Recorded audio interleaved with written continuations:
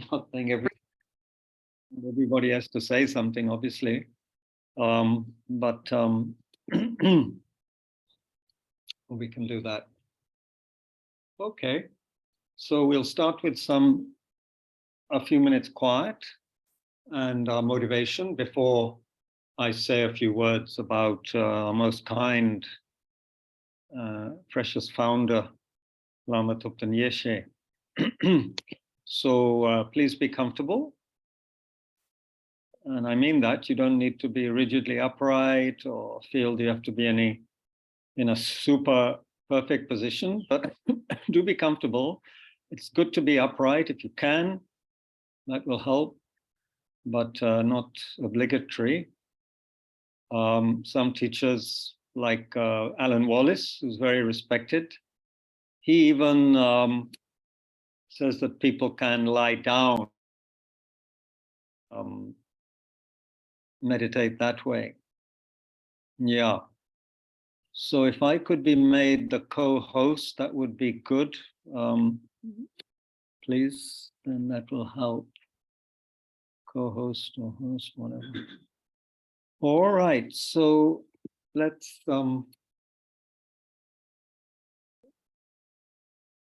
relax, upright, relaxed, still, and let go of some of the busyness that may have infiltrated our day so far, most likely, whether we're in Delhi, like most of us, or in Australia, like Jan, or whoever else is in different places.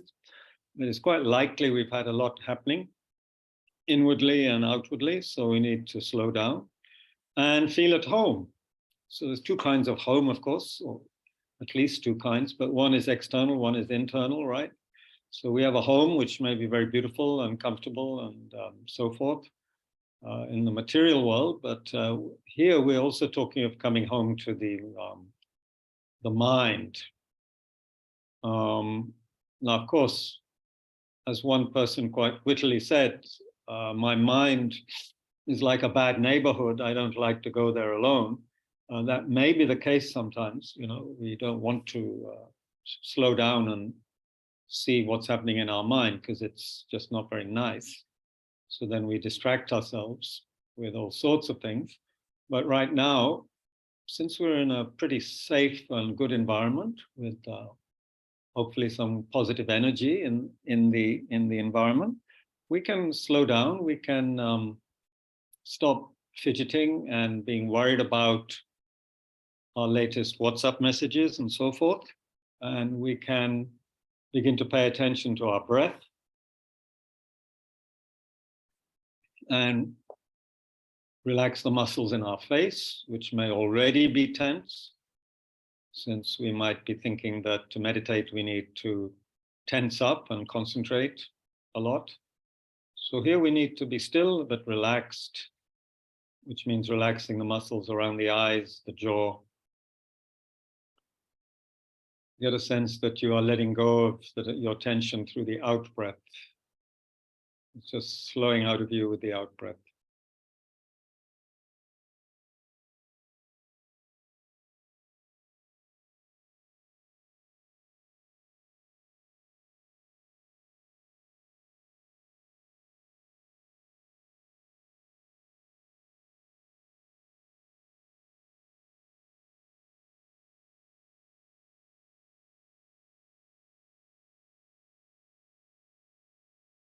As far as the motivation goes, it could be very extensive, but we'll keep it relatively short. Fact is that we are just one person among 8 billion humans, at least, all of whom have various levels of dissatisfaction and pain. Some seem to be having very pleasurable lives with a lot of comfort, but everybody has some degree of dissatisfaction, some degree of anxiety, of not having lasting fulfillment, having a sense of inner impoverishment, which means we're always trying to grab the experiences and so forth to fill the gap, kind of thing. And then, of course, there are people who are obviously, manifestly hungry, thirsty, starving even, being bombed or having their homes destroyed, earthquakes, and so forth. That kind of level of suffering is very hard for us to perhaps imagine if we have not gone through that kind of experience. But there are hundreds of thousands of people going through that in the world, and millions of people now who are refugees due to war and other factors, including climate change. So one way and another, we can see how there is tremendous misery and dissatisfaction in the world, whether one is a business tycoon on Wall Street or somebody who lost their family in war or an earthquake. Everybody is experiencing what the Buddha called dukkha, or unsatisfactoriness, suffering.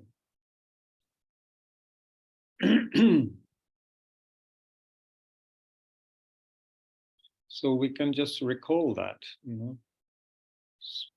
especially since we sometimes become so preoccupied with me and my problems, that begins to overshadow everything else, which is a bit ridiculous, understandable, but a bit ridiculous, given the extent of universal pain. So we can think, look, we're in a very, very privileged and good situation where we have this marvelous human body and mind, which is able to analyze, investigate the truth, investigate causes of suffering, the causes of happiness, and so forth. We're not in a desperate situation, at least all of us on Zoom or here at Tushita, we're not in desperate situations. We have the leisure to be here and to share this occasion together. We're not in a terrible rush. We are interested in the subject matter. We're not too sick or unhappy or depressed to be able to participate.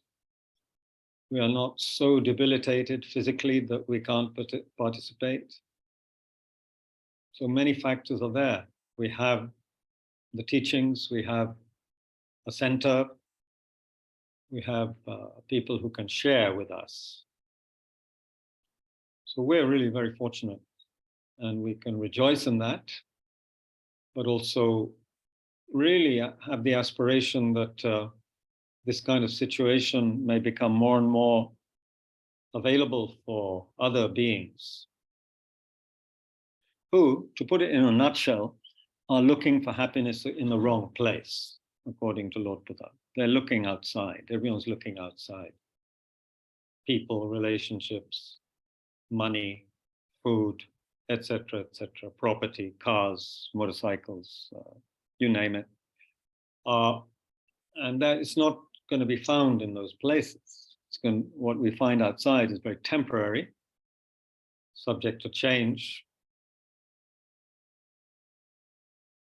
subject to bringing tremendous pain and dissatisfaction even. Whereas if we search for the right place and investigate skillfully within our own minds, that is where the deepest satisfaction, long-lasting satisfaction can be found, including, according to Lord Buddha, the state of liberation and enlightenment even, full Buddhahood, a state of perpetual freedom and bliss, but also with the extraordinary state of mind that continues to spontaneously work for others, benefit others.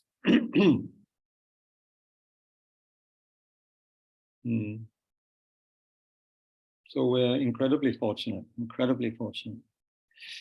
And we don't realize it because sometimes we're an automatic pilot, just one distraction to another.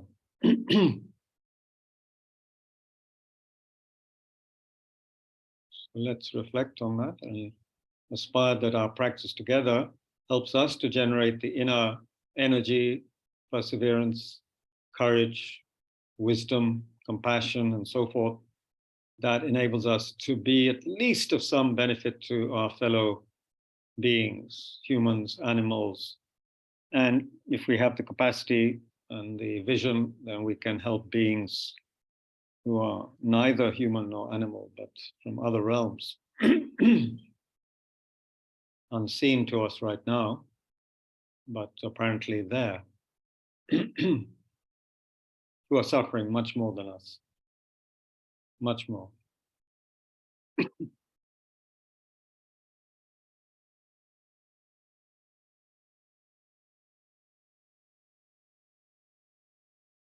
So the way to help is to train our own minds.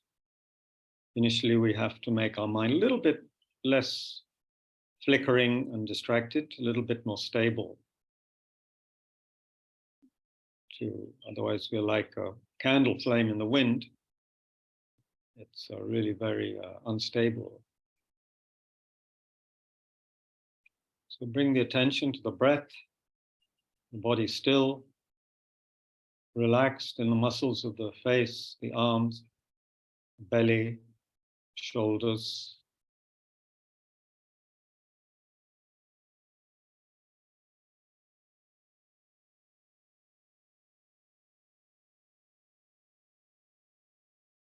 You might want to recall any very beautiful, peaceful image of the Buddha or of one of Leonardo da Vinci's portraits of Mary, Christ. Very beautiful, relaxed, gentle faces without any hint of tension.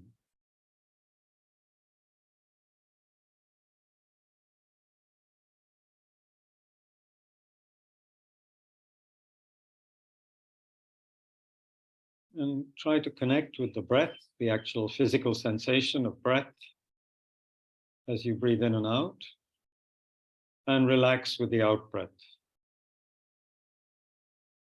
Sense of letting go and relaxing with the out breath.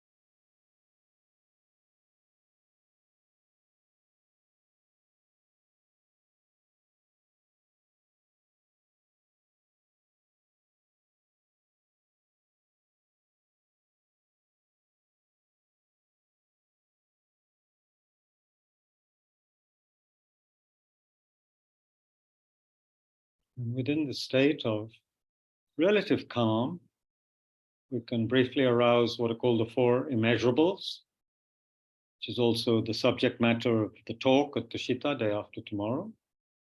On Friday, with the Venerable Tenzin Priyadarshi. So the four immeasurables, you can think how wonderful it would be if all beings were to abide in a state of equanimity, not feeling, very close and attached to some, and kind of aggressively separate, distant from others. May they abide in equanimity. And may I myself help them to do that, to abide in equanimity, realizing the faults of attachment or the faults of anger, and the benefits of equanimity, an equal sense of concern for all. Think how wonderful that would be. And if you have a teacher or some kind of faith in the Buddha or Bodhisattva, then invoke their inspiring strength that one is able to do this.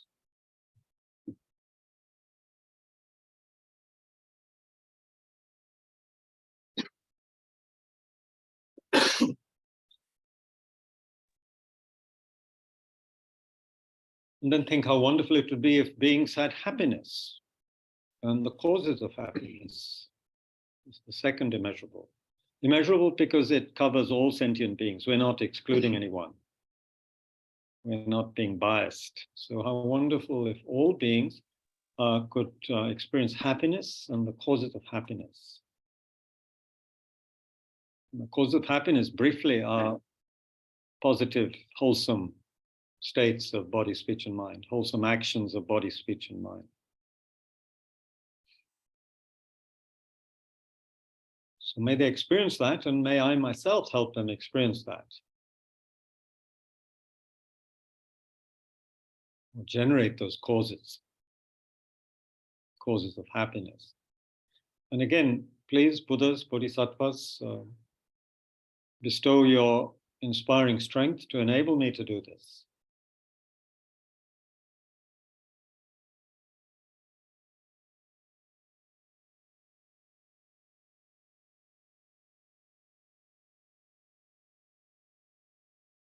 You can reflect on people, especially people you know, who obviously need happiness and its causes.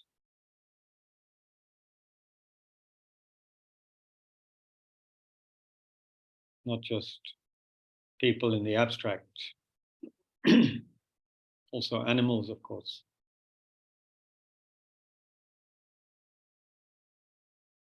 Who suffer tremendously due to our carelessness, ignorance, greed. And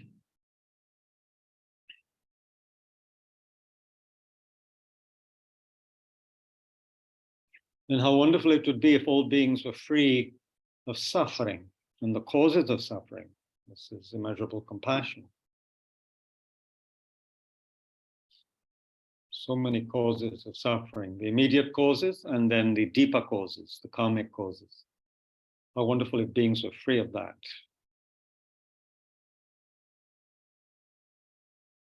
I myself will try and do something to relieve them, free them from suffering and its causes.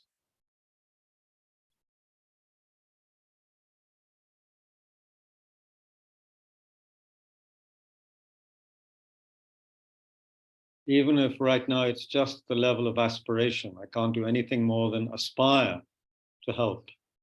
That's something very good initially, wonderful. That's the seed from which action can later grow. And then please, Buddhas, Bodhisattvas, Gurus, bestow your inspiring strength to enable me to do this.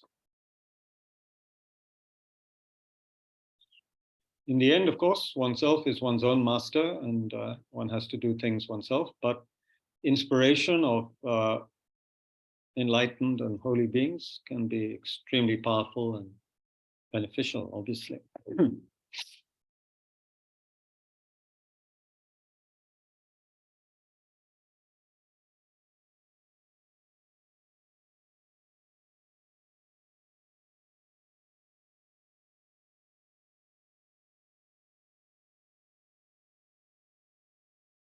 And then lastly, immeasurable sympathetic joy. How wonderful it would be if all beings could experience the happiness of higher rebirth and liberation. How wonderful that would be.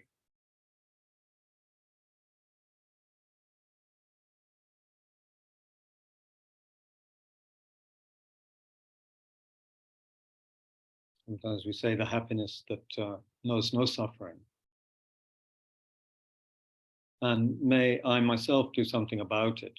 And the point of this line that we've had, may I myself do it, is not trying to be arrogant, but it's the kind of Mahayana attitude of taking responsibility. We're not leaving it to somebody else all the time, or they can do the job. The government can do it, or that person can do it. They're better qualified. No, I'll do what I can as well. I'll take responsibility. That's the courageous, great vehicle attitude, of which we need a lot more in this world. I think you'll agree.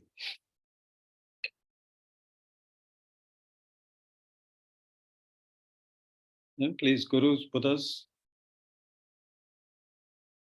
bestow your inspiring strength to enable me to do this.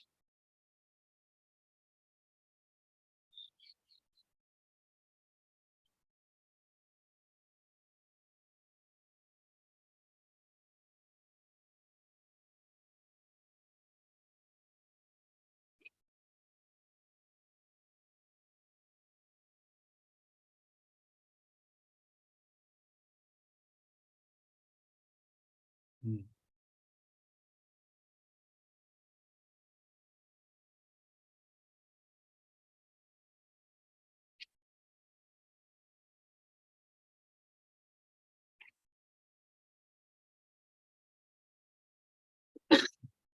Then we can remember, anyway, it's useful very often, as much as possible, to remember some of the basic teachings on how to engage in such a session and listen and participate. So we can think that oneself is like a sick person, mentally with problems, not having lasting satisfaction and so forth. So oneself as a sick person, the teachings as the medicine, the people helping us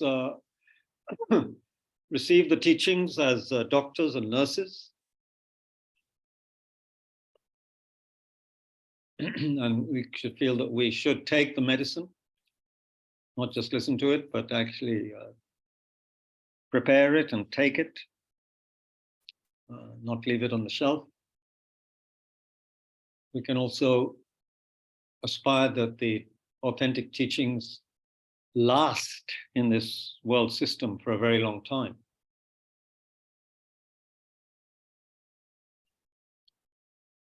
Because when analyzed, one can find that there are very, very, very few paths, spiritual paths, that actually bestow any kind of real lasting freedom and liberation, let alone Buddhahood.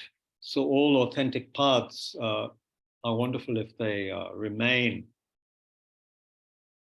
And people who can unpack and teach them properly, may they also continue to abide in this world system.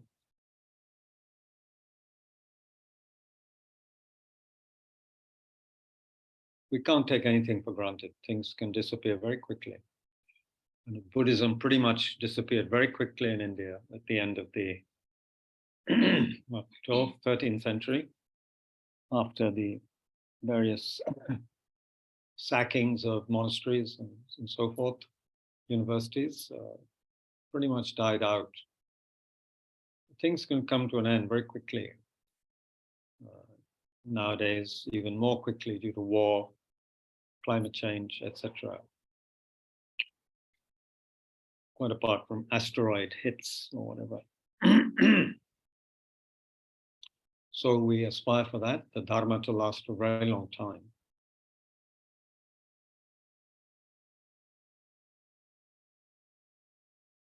Okay, so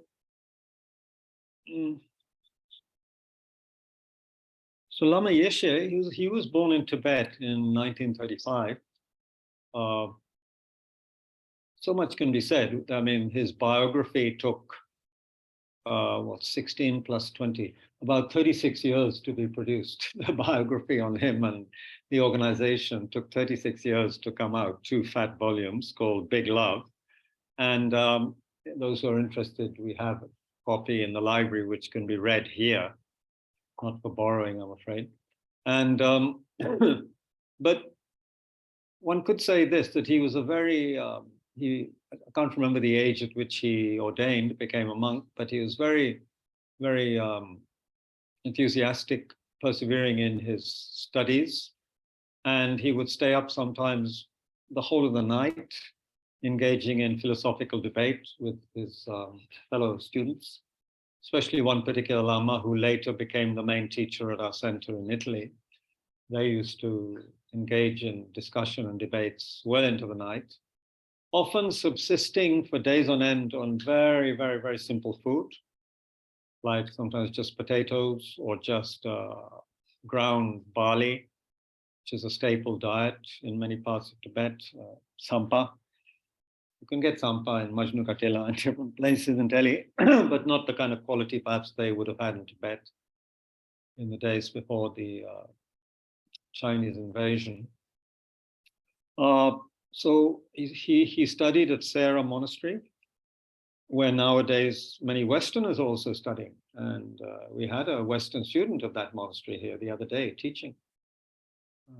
Geshe Tekchok, who now, Geshe Leksok, who now completed his 20 years of study. So that Sera Monastery is a very old institution. So Lama studied there. He, I think, created a bit of surprise and became the butt of a few jokes also there, because he started to learn English. He started learning English, and his fellows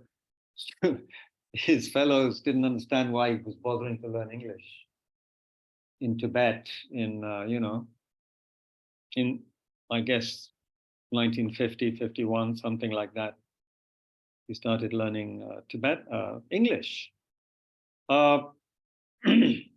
Anyway, soon circumstances in Tibet became very difficult. And by 1959, Lama escaped, like so many, following His Holiness the Dalai Lama across the Himalayas to take refuge in India mainly, but some people in Nepal, Bhutan, and so forth, but mainly to India, the land of the Dharma, which all the authentic students, they had great reverence for India. If you read some of the biographies of, say, Marpa, the great translator, the 11th century translator and guru of Milarepa, the great yogi of Tibet, it's very moving to read about how they praised India and the teachers who were there in India in the 11th century. Very moving indeed. So if you want to read that, Life of Marpa, we have many copies here, Tushita actually, for reference, for borrowing. So, in one place he said, Marpa says, referring to Tibet, he says, the land that I was born in is an inferior land, but the land I went to is supreme. I went to India 3 times, he said, without any thought for life or limb, in order to gather the precious Dharma and to sit at the feet of my Indian gurus. He suffered a lot coming and going 3 times to India, Marpa. Very treacherous to travel in those days and so forth. Anyway, so Lama escaped to Tibet, from Tibet to India. The Lamas set up in a ex-prisoner of war camp in present-day Assam. They were given shelter there, a place there, where they had lost most of their texts, having left Tibet in a great hurry. They hadn't brought most of their religious texts with them, but so many of them had memorized a lot of them. And so they painstakingly began putting those texts together again from memory. And the teaching went on. So the teaching, the debates, everything started again in this prisoner of war camp called Baksa in Assam.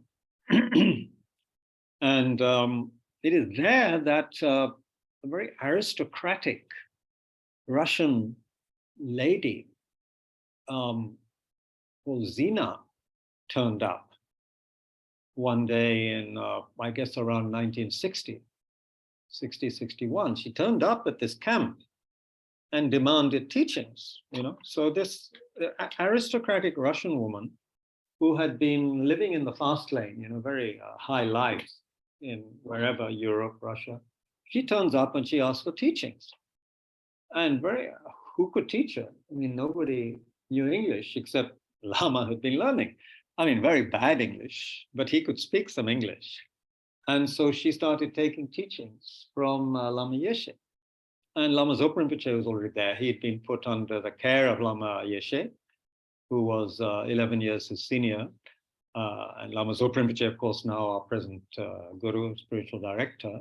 So he was also there at Sarah, at Baksa, quite sick. Many lamas got TB. Many died there because of the weather and the food, which was for them appalling, after the food they were used to in Tibet. So many died, quite a few died. But anyway, Lama and Rinpoche survived. And so this Russian lady started taking teachings mainly from Lama Yeshe. I don't think Rinpoche had learnt any English yet, or very little. So, and then it came to pass that Lama decided they should go to Nepal. I'm sure already in his mind, he would have had this idea that he wanted to connect with and help Westerners. Of course, as a Mahayana practitioner, he wanted to help all beings, but he must have felt, oh, I have a particular connection with Westerners. So they went to Kathmandu. Those were the days of hippies. Many of the people in our organization traveled across Europe, Iraq, Iran, Afghanistan in the early 60s, mid 60s, having, there was hospitality everywhere. It wasn't the time of war and all the rest that came later. So anyway, these people were already high, many of them on drugs and so forth. They also wanted to get high on Buddhism in their own way. And Tibetan Buddhism was a very, very good candidate because, look around you. Look at all the color. Look at all the exotic figures, There's no dearth of excitement in Tibetan iconography and so forth. So, these people were looking for spiritual high, but I'm not being derogatory. Some of them, of course, had very, very meaningful search for the truth and for something beyond just, sex, drugs, rock and roll, or whatever. But they were still a bit, caught up with the exotic nature of Tibetan Buddhism and what they saw in Kathmandu. So on one occasion, Lama is said to have torn one of these tankas, spiritual, these paintings off the wall of the small gompa they had. I'm already jumping the gun a bit, but anyway, and he threw it on the floor and he said, that is not Buddhism. He said to them, that's not Buddhism. Trying to get it into their heads that Buddhism is not about just paintings and colorful pictures. That's one aspect, but not the main aspect, right? Anyway, so what had happened was that Lama, from his room in Bodha, which is an amazing place just outside Kathmandu, with a big, huge stupa, one of the largest in the Himalayas, he was looking out towards the north, towards a hill he could see to the north of Bodha, which apparently belonged to the king's astrologer. And he said to Zena or whoever, it would be good if we could buy that hill, buy that place. I want to start a center there, So Zena had some money and they bought the hill, which is now Kapan Monastery, which is an amazing place. So that was established mid 60s, I guess, something like that. And the monks from the Solukhumbu region, the upper regions of Nepal, near Everest, Mount Everest, where Rinpoche was from, they came down, a lot of them, to study at Kapan, because Rinpoche had promised to his monks and others, apparently, in a previous life, that he would do a lot more for their education in the future. And so he started what was originally called the Mount Everest Center at Kopan Monastery for the monks from the upper parts of Nepal. And now it's flourishing, and there are over 300 monks, but an even bigger nunnery just down the road from Kapan with more than the monks, maybe 400 or something nuns. Anyway, so that got going and Westerners started coming. There was an annual course called the November course, which is still going. I now think it's the 34th or 35th edition or more. That started in the late 60s, that 1 month course. Very powerful. I took the 13th course, it changed my life. So anyway, that's due to the kindness of Lama and Rinpoche and the Russian princess, Zena, who passed away soon after they got that. She became a nun and passed away in meditation, it seems. She was became quite an accomplished practitioner. So anyway, I met Lama for the first time in 1979 in England. He had come there to give a course with Rinpoche at the center they had in England in those days. So Lama was already what? He was already 1935 to 1979. He was already 44 years old. He wasn't well. He had a heart condition. But he, as usual, completely gave of himself and was really remarkably kind, and everybody loved him. He loved everybody, whether children or old people or whoever. I mean, he just made everyone's life somehow very, very happy and joyful. He was that kind of person. It's not that he couldn't be wrathful on occasion when people needed it, but basically he was a bundle of very amazing positive energy. That's his picture there, by the way, in the corner. I think all of you online have seen pictures of Lama, have you? You can't see it with the reflection. Anyway, we'll show you a picture later, maybe. So I met him there, and then I started studying at that center in England. By 1982, 83, things had changed, and I was there, and Lama asked me to come back to India. So it's due to him that I came back, and he asked me to start the center in Bodh Gaya. The point is, he influenced so many people to start centers around the world.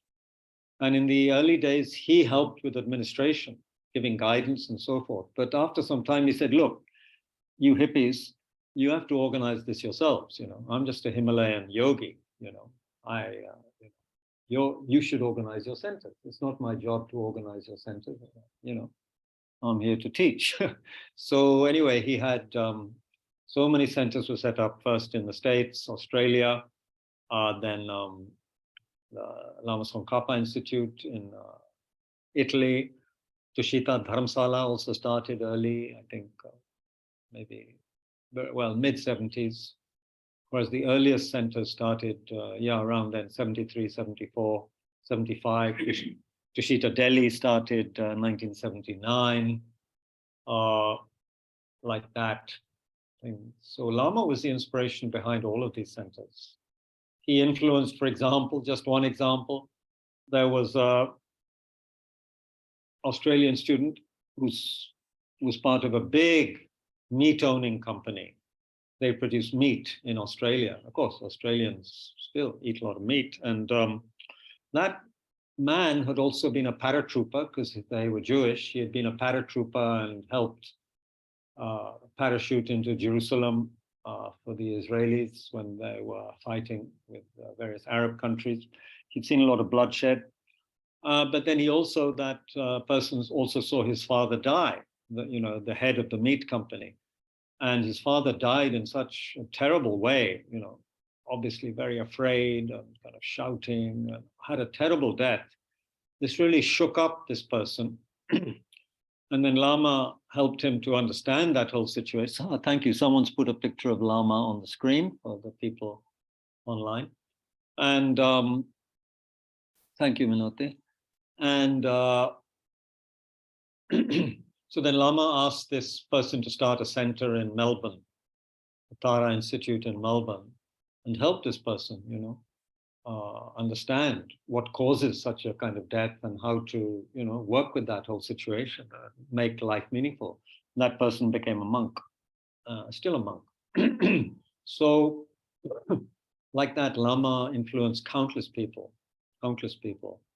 with his advice, his energy, his kindness.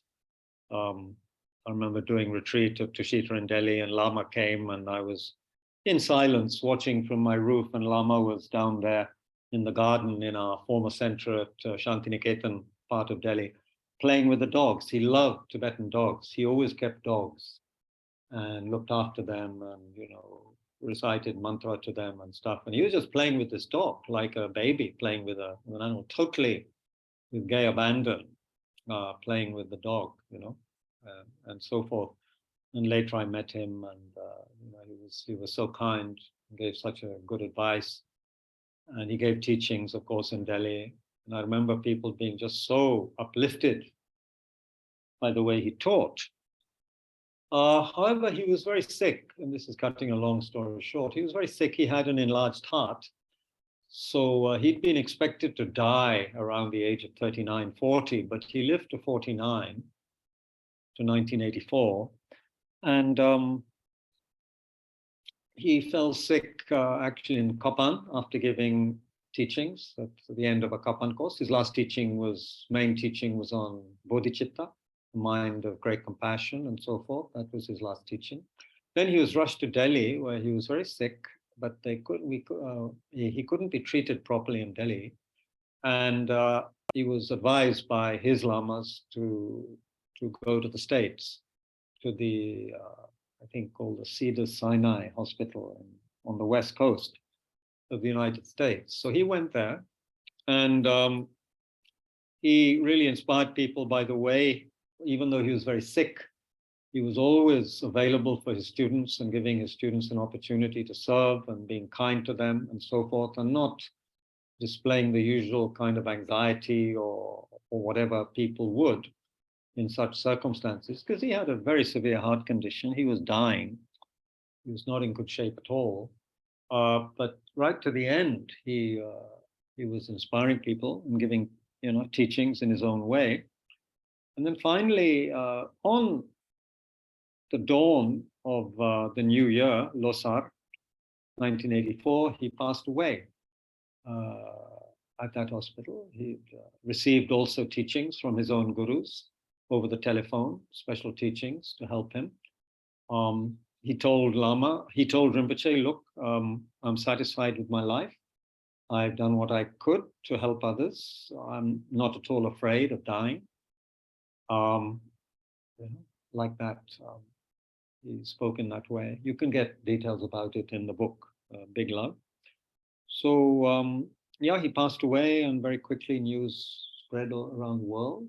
I remember I was in Dharamsala at that time when we received the news.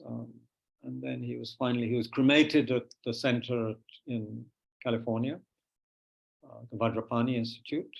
They built a special cremation stupa and so forth.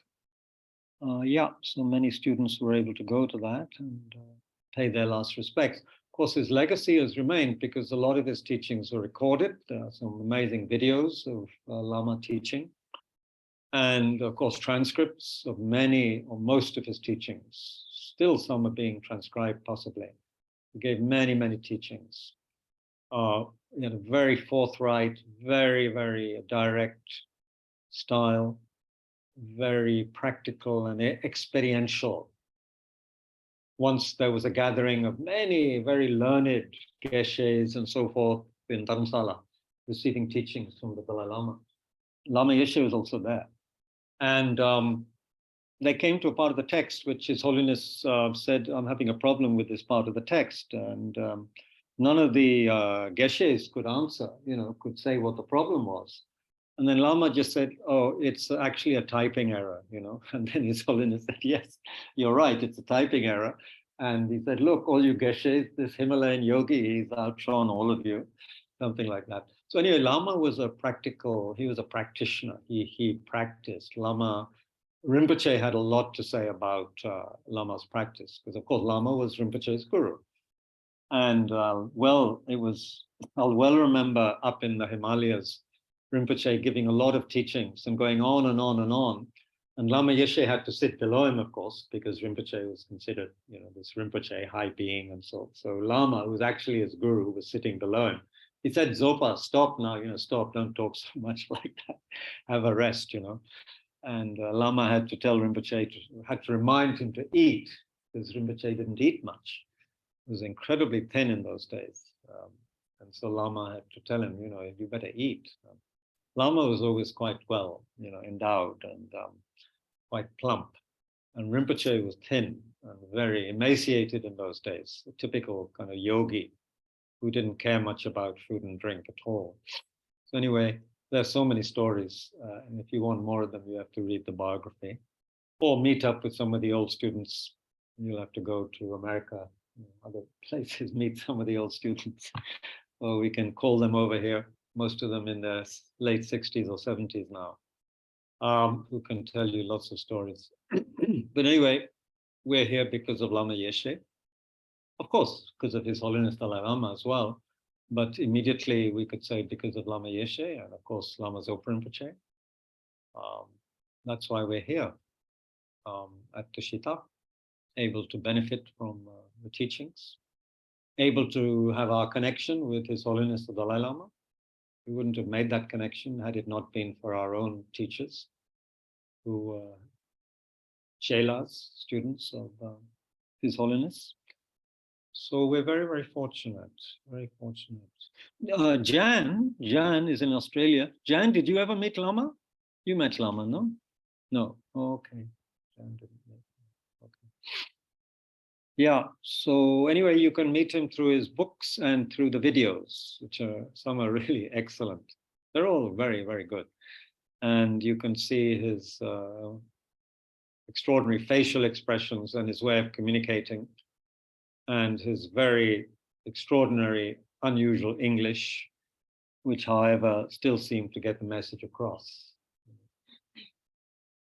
So I hope you all, some people even now, very young people, they see a video of Lama Yeshe and they feel a very strong connection. Wow, wish I'd met him.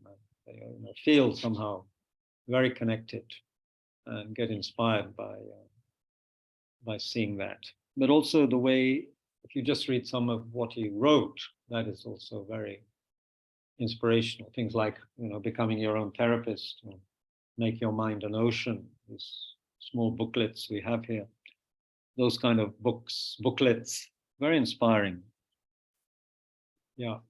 Okay, so anyone have any questions about Lama Yeshe from online or people here at Tushita?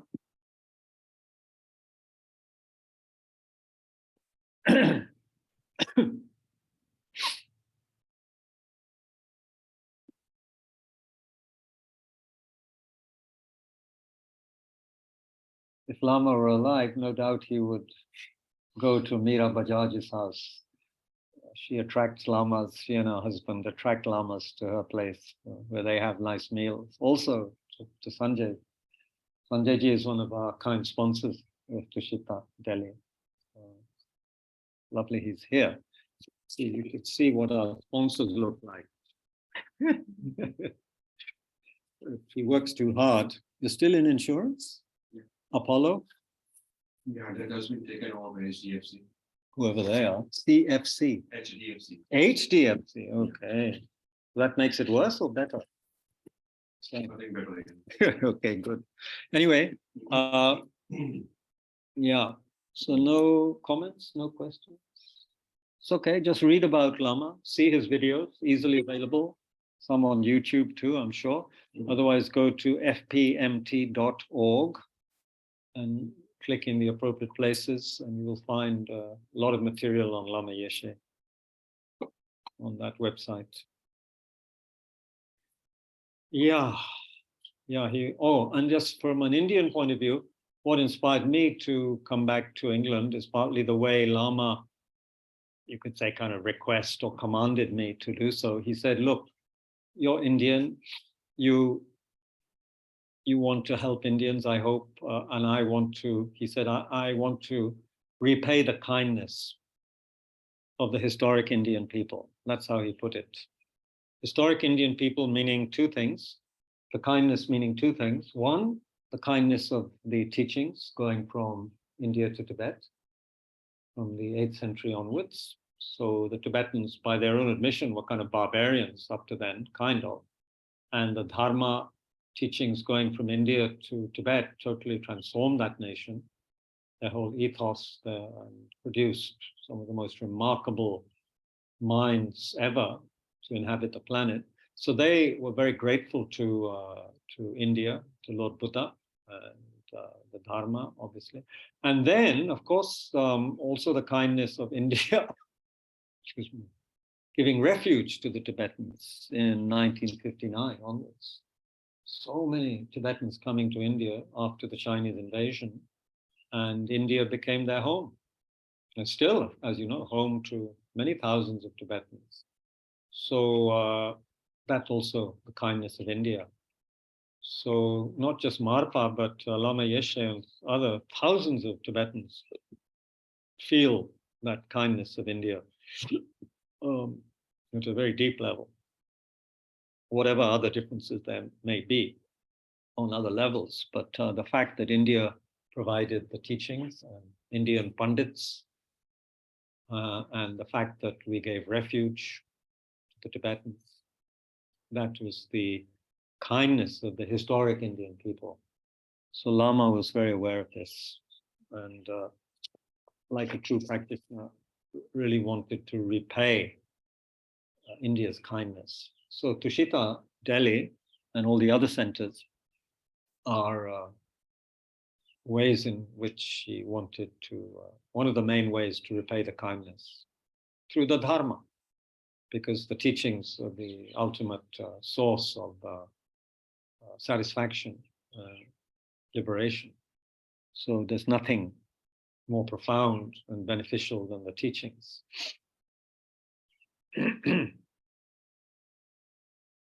So yeah, Lama Yeshe. Oh, I must just tell you one more thing. Just the way he related with people. I'd taken my father up to see him one time, and my father smoked a lot in those days. So we walked slowly up the hill to Tushita Center in Dharamsala. Yeah, it's quite a walk for someone who's been smoking, like my father, for 50 years of his life. And so he finally got up there, and we were waiting for Lama Yeshe to say hello and stuff. And then after a short wait, we got to see Lama. The first thing Lama Yeshe did was to put some delicious alcohol into my father's palm. You know, we use alcohol in tantric pujas.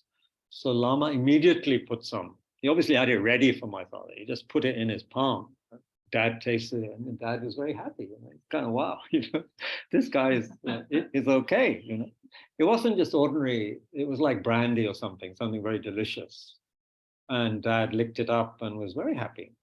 And he always loved Lama Yeshe after that. And then my Lama asked him, "Are you satisfied with your son?" You know, knowing that my dad had certain mixed feelings about me being so attached to Tibetan Buddhism. But I think Dad, after drinking the alcohol, he couldn't say no. You know. So anyway, Lama had a very direct and clairvoyant way of dealing with people. He knew people's minds inside out. He didn't need to ask too many questions. And it's not like he was taking a chance, or, you know, is my father a teetotaler or not? You know, he knew. And anyway, yeah, very grateful for that. Okay, good. If people need a break to have a hot water, the tea, the maybe I brought down some. Haji? You have to leave. Anyway, you heard about Lama then. What's happening? Yeah. Going to Dr. Dogar's. Oh. Are you sure she's open today? No, for a Losar party. Oh, lovely. You'll have all the traditional champagne and things. Very good. Thank you very much. Thank you, Miraji. Thank you. Regards to Sureshji. Okay. Yeah. What was his main tantric practice? Well, I wouldn't know, but I think I think Lama Zopa. Huh? I mean, he kept on saying that he's a Himalayan yogi, or he's a yogi. I think Rinpoche, whenever he talked about Lama, because he used to say that Lama pretended to rest in the afternoons or pretended to need a rest, but actually he was doing his practice and his dream yoga and other things like that often in the day, because he didn't have much time otherwise. And he said his main practice was perhaps Heruka, the Heruka, Chakra Sambhara. But who knows? In the Gelugpa, they practice the three, no? Guya Samaja, Chakra Sambhara, and Vajrabhairava. So, but it seems could be Heruka. Yeah, one of his main gurus was Song Rinpoche, who was a great Heruka practitioner. So, could be that. Yeah. Navinji. Oh, you need to be unmuted. Okay. Can I do that? Yes, I'm a co-host. Right. Okay. Yeah. Thank you, Kabirji. Hi. I had two questions related to Lama Yeshe's positions. One is, what was his general position related to the Rime movement, the Sorry, non-sectarianism, the non-sectarianism which starts in. Can you hear me? Yeah. What was his attitude towards Yeah. non-sectarianism? Yes, that the Rime approach. I'll answer that first. I never heard him talk about it, but everything he said was so appropriate.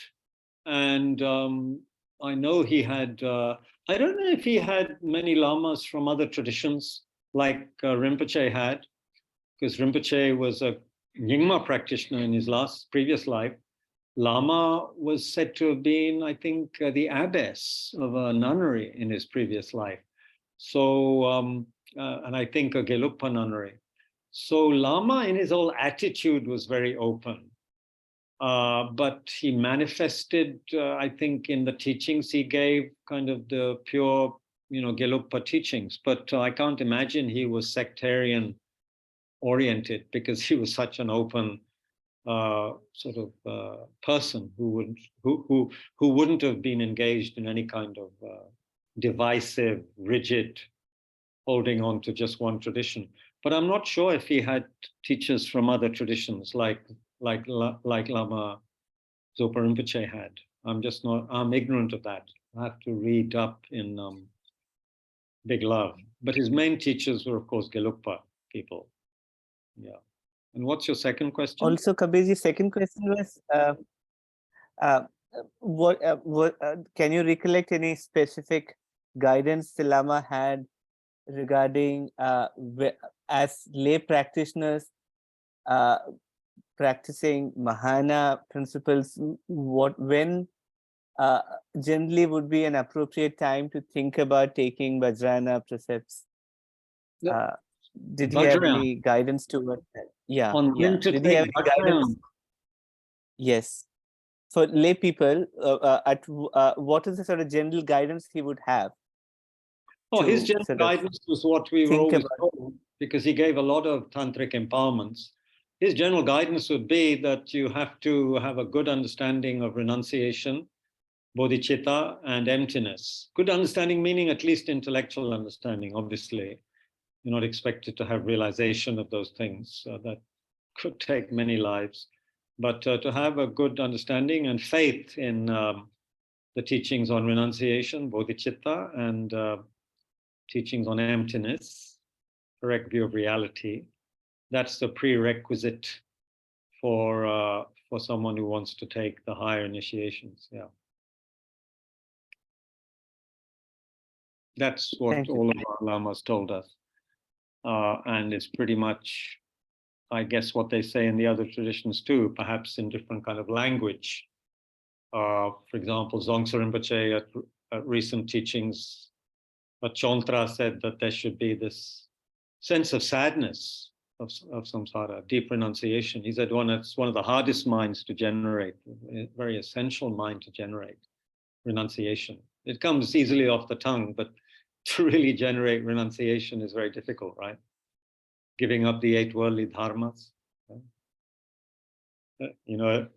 addiction to pleasure, gain, reputation, and praise, and not wanting the opposites, not wanting pain, not wanting loss, being upset with bad reputation and with criticism. It's very hard to be free of being attached to those things, isn't it? So anyway, renunciation is the first thing. We need some renunciation. Otherwise, it all becomes a bit, it all becomes a bit of a nonsense, really. Yeah, good questions, Naveen. Thank you. Thank you. Anyone here? Tushita? Yeah, please take a.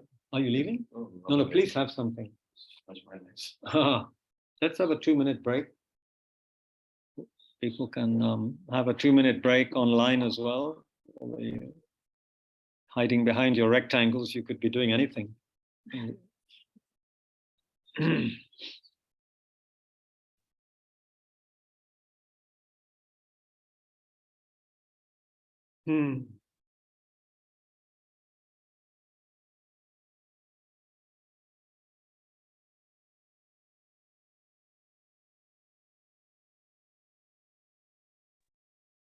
Thank you, Lamala. Lama. No lama here.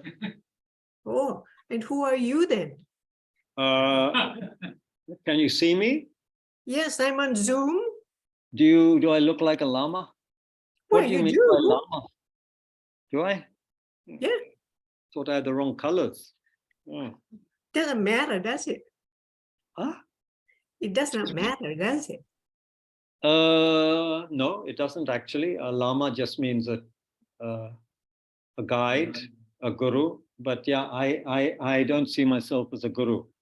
But if you see me that way, then that's just benefit for you, I guess. Well, thank you very much anyway. Who are you? Where are you? Can't see you. I am in Canada. Yeah, you may be in Canada, but I can't see you, your face. Who Oh. are you? What's your name? My name, I'm listed as Len V. Lenvi. Okay. That's Yes. straight. Okay. Good. Well, thank you. Where are you All the in best Canada? to everyone. Thank you. Thank you very much. Thank you. Bye. Yeah. Yeah. Good morning. Goodbye. Yeah.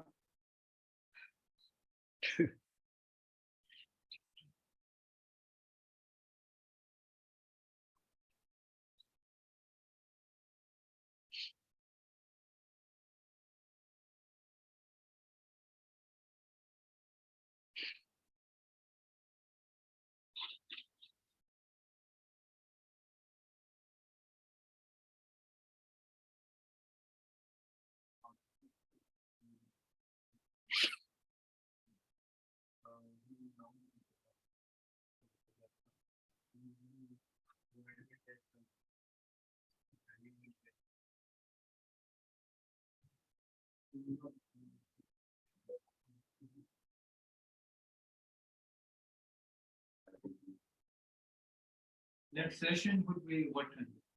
We'll start again now. Yeah. And then we'll have a little break at oh, it's already 5:47. Some people- Yeah, we'll just pretty much carry on with short breaks if necessary. Yeah. Anything else from online right now? Feel free.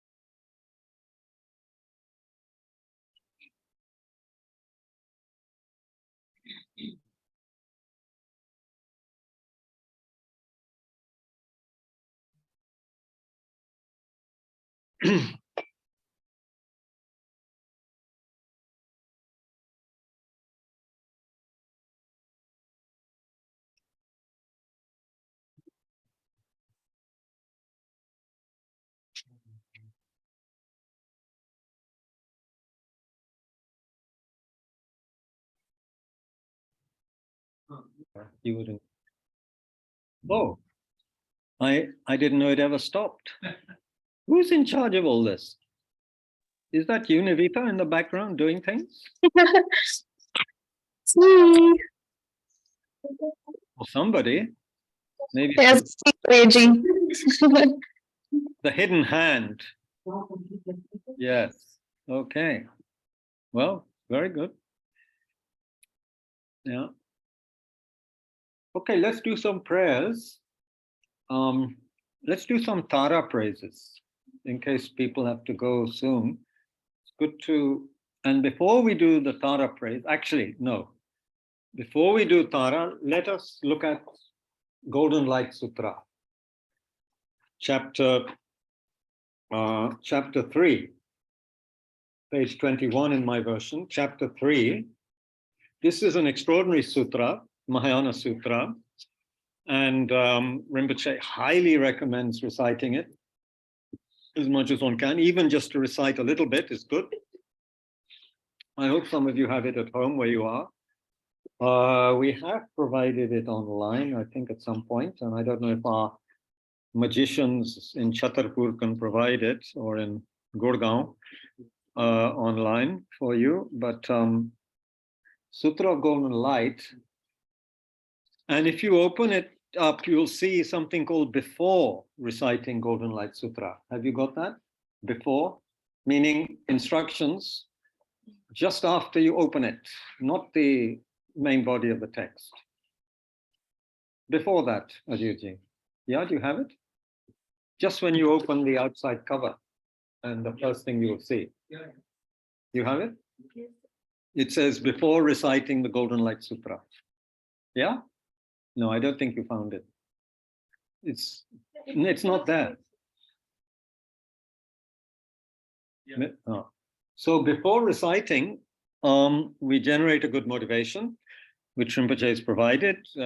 He's giving the very succinct, traditional, powerful, no-nonsense motivation that, our purpose is to free all kind, mother sentient beings from the oceans of samsaric suffering, bring them to full enlightenment by myself alone, if necessary. Therefore, I'm going to recite the sutra and then dedicate for world peace, for long life, perfect health, for all our teachings, all their holy wishes to be fulfilled, success of all the Dharma centers, projects in general, and particularly your own success to actualize all of the realizations of the path. That means to really understand things at a gut level so that it transforms one's life, not just intellectual understanding. So, as quickly as possible. Why? In order to be of greatest benefit to others. There's no other purpose of the Mahayana than to be of benefit to others. That's why we do everything. Recite the mantra, Taya Taom Dare Dare Bendare Soha 7 times. Taya Taom Dare Dare Bendare Soha, Taya Taom Dare Dare Bendare Soha, Taya Taom Dare Dare Bendare Soha, Taya Taom Dare Dare Bendare Soha, Taya Taom Dare Dare Bendare Soha, Taya Taom Dare Dare Bendare Soha. Taya Taom Dare Dare Bendare Soha.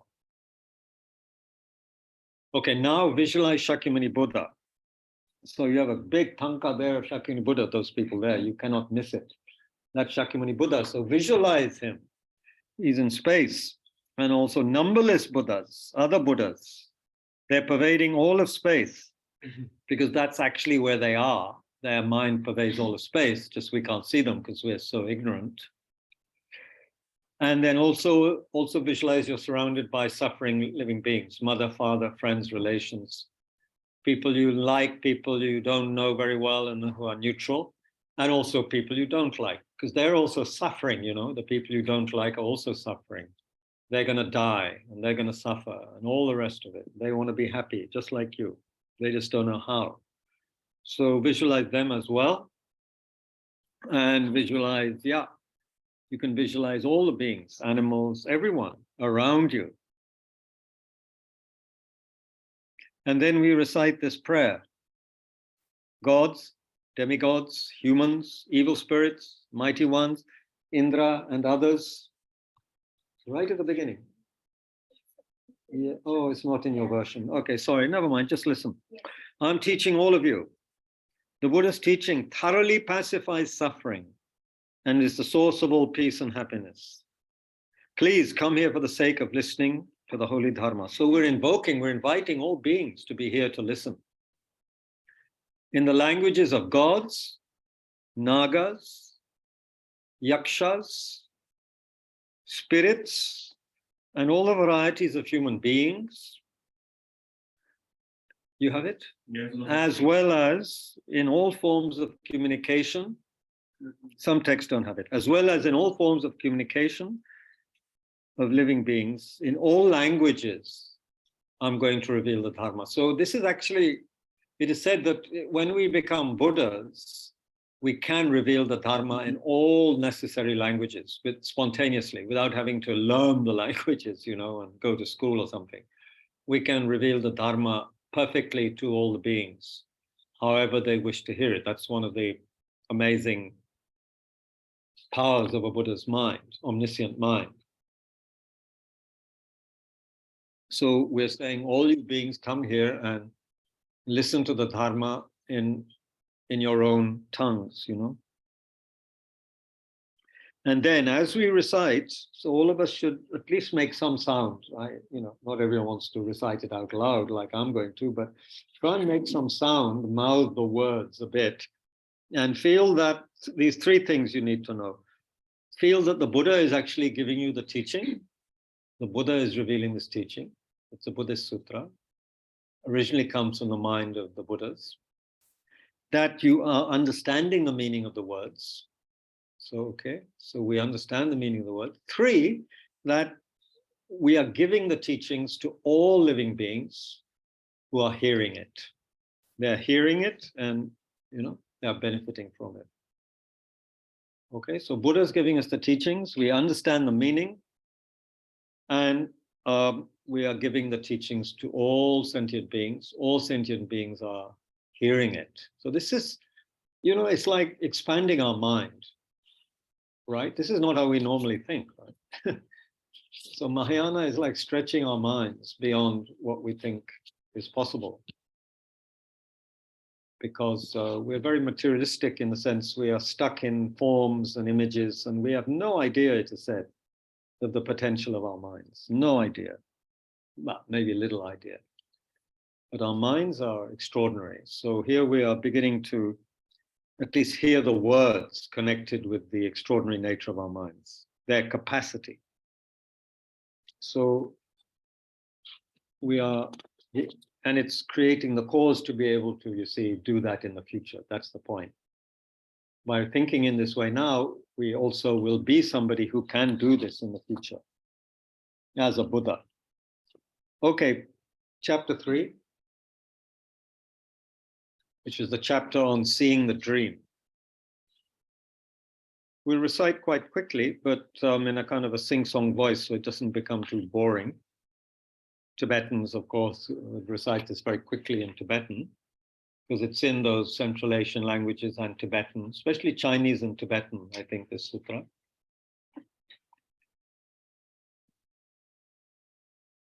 So it's regarding the experience of this bodhisattva called Rutsaraketu.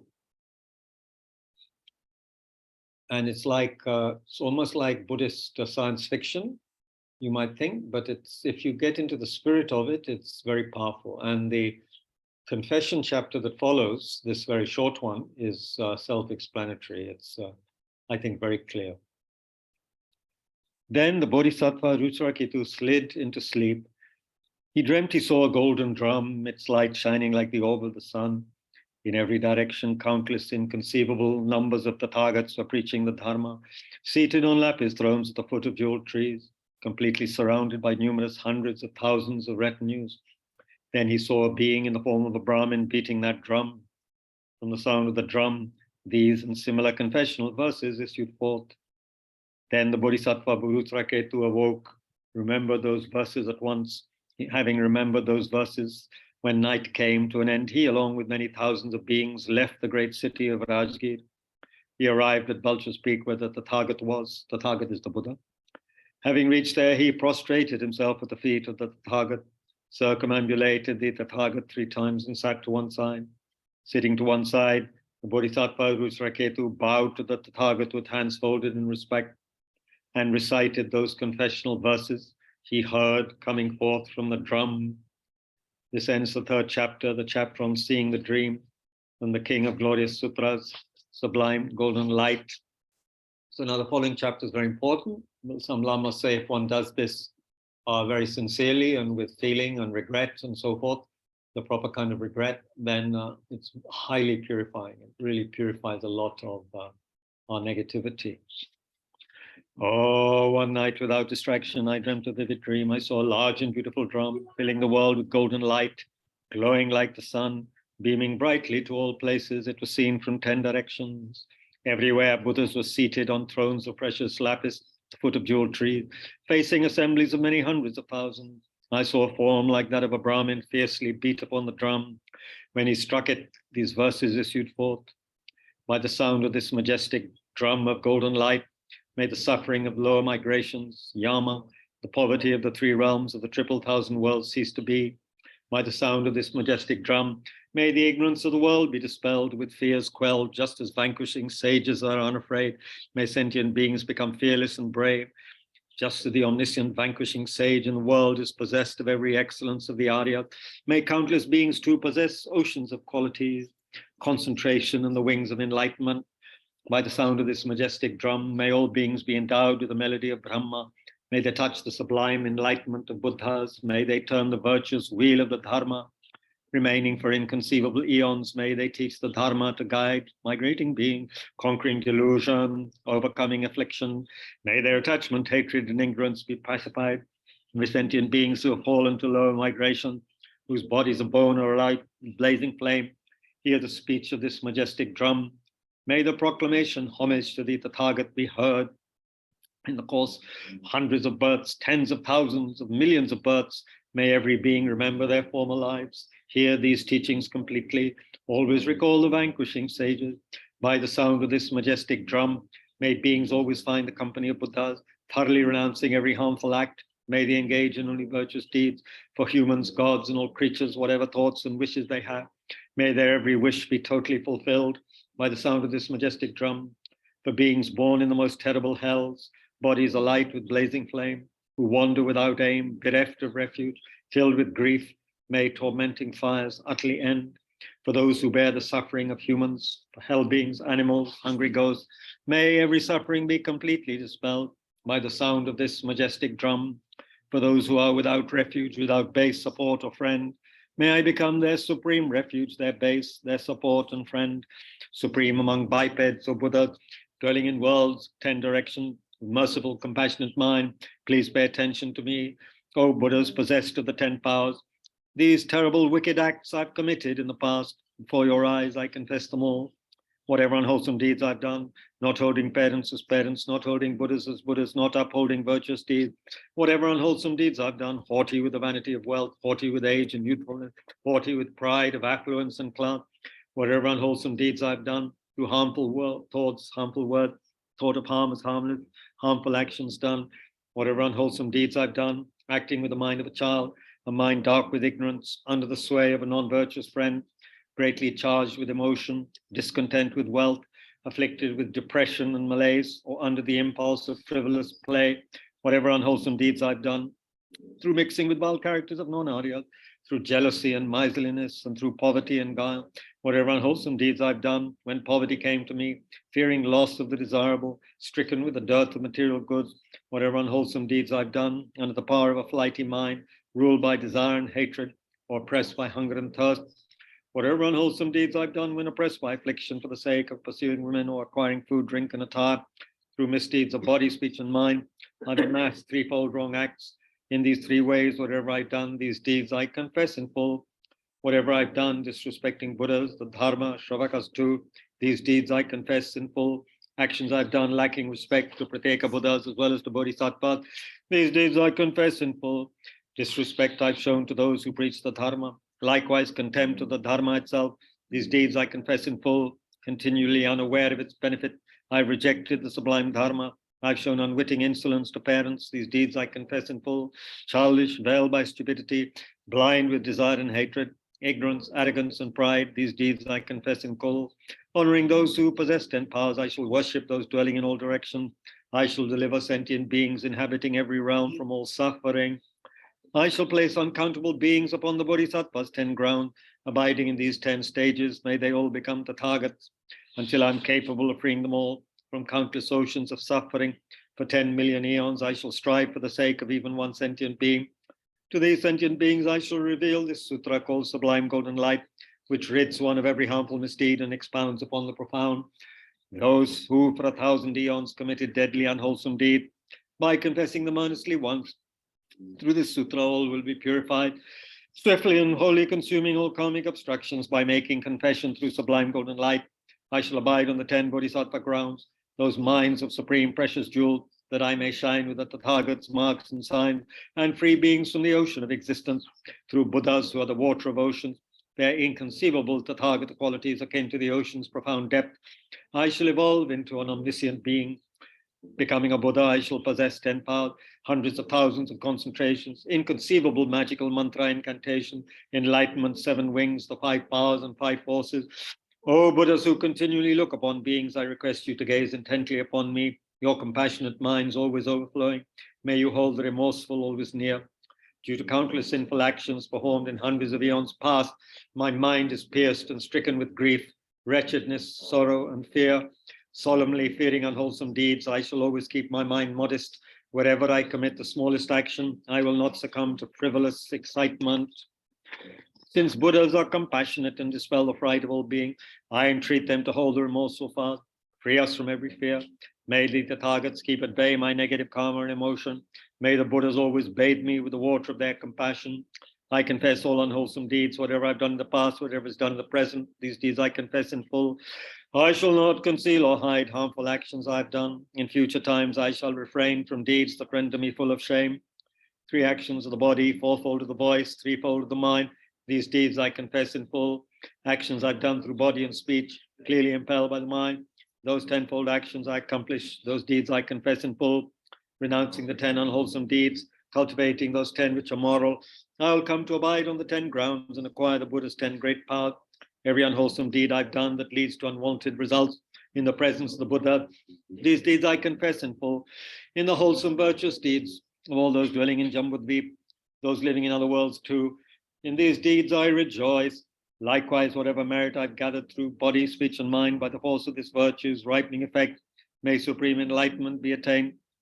Deeds committed on samsara's precarious wheel, those actions influenced by a childish mind, approaching the presence of the peerless 10 powers, all these deeds I confess individually through feeble birth, feeble existence, feeble world, feeble volatile mind, multitudes of physical actions, this mass of evil deeds I confess in full.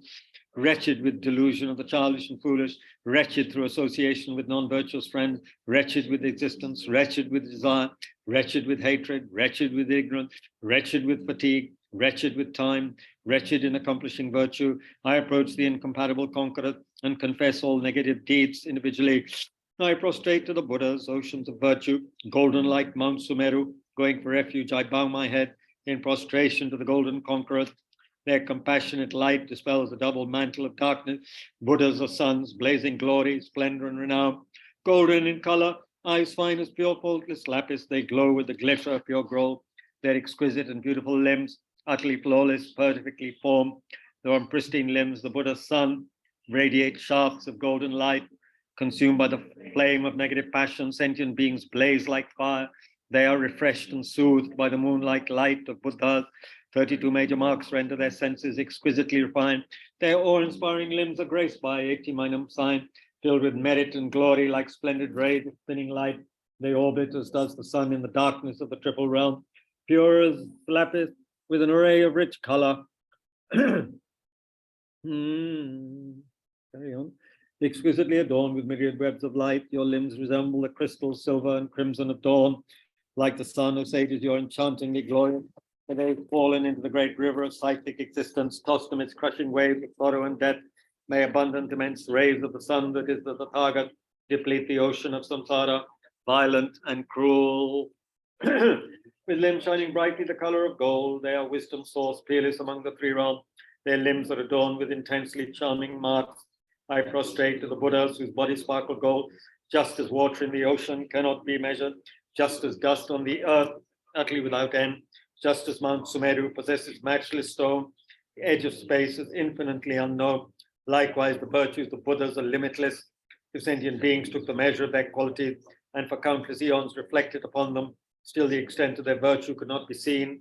If counted for eons, one may possibly know water droplets at hair ends, or particles of the earth's mountains, oceans, and rocks, but not the limits of Buddha's virtue.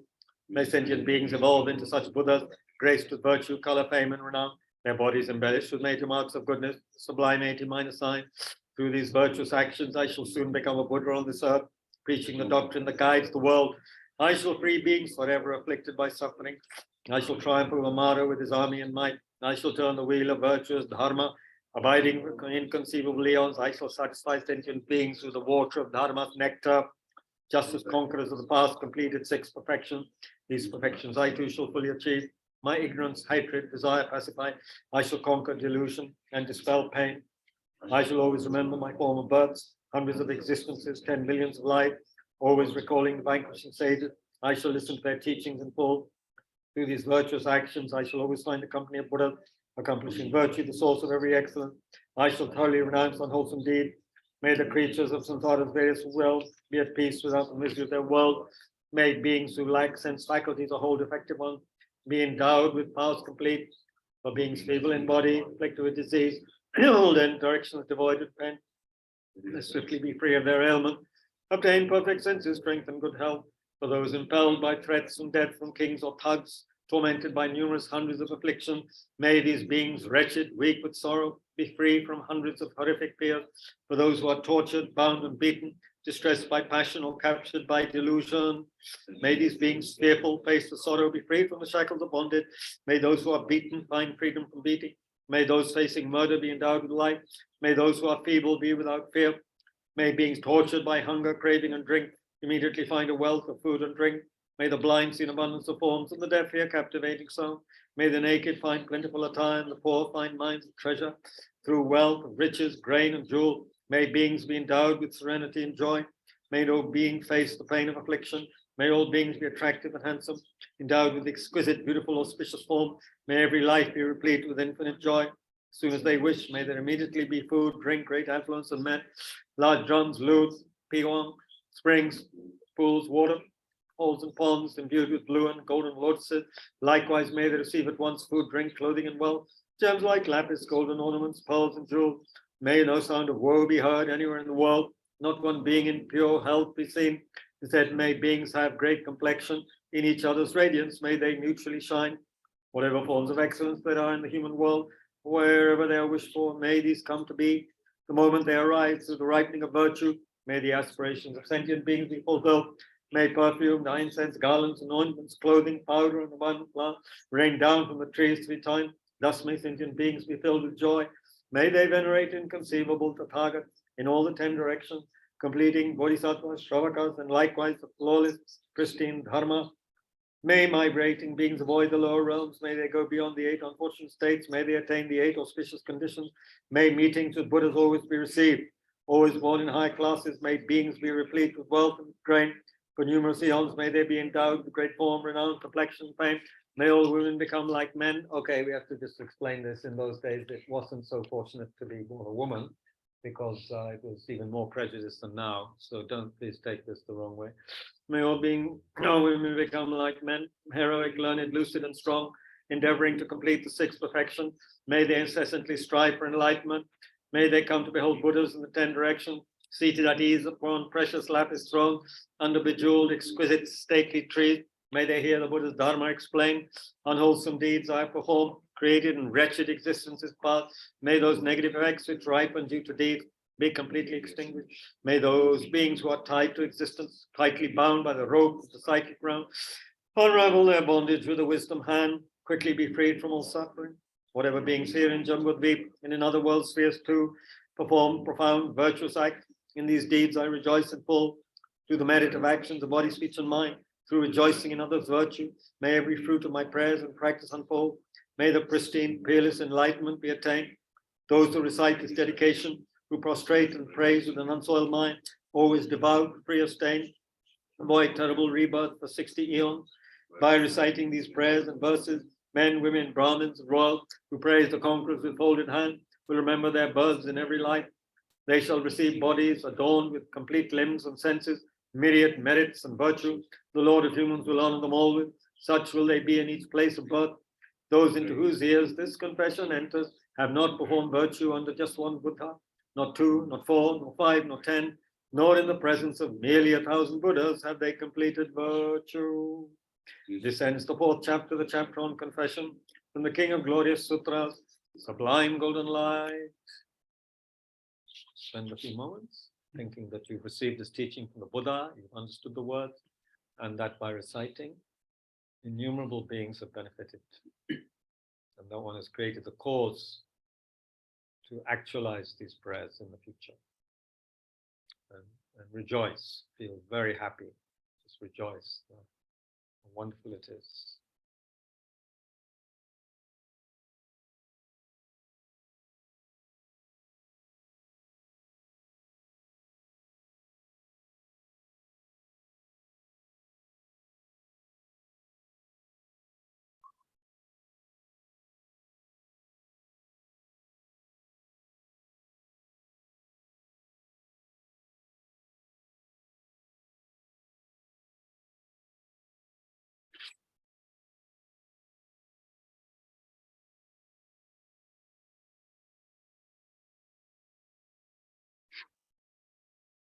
Okay, so later you can all take a copy home, because we had a kind sponsor many of these books, so you can take a copy home and you can read the whole thing at some point. And you might also want to pay particular attention to what's called the chapter on the tigress. It's a very marvelous chapter. It's chapter 18. Where the Bodhisattva in past life, the Buddha offered his body to a starving tigress who was starving to death, and her 5 cubs were also starving to death. And as a young prince, so he was a young prince in that life, he offered his body to the starving tigress. Yeah, yeah.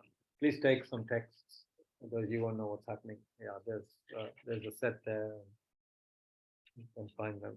Yeah. So we've just been looking at Sutra Gona Light. We're going to do some Tara now.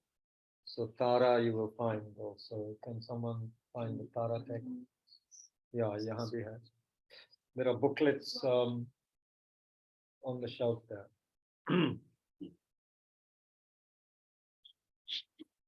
So, yeah.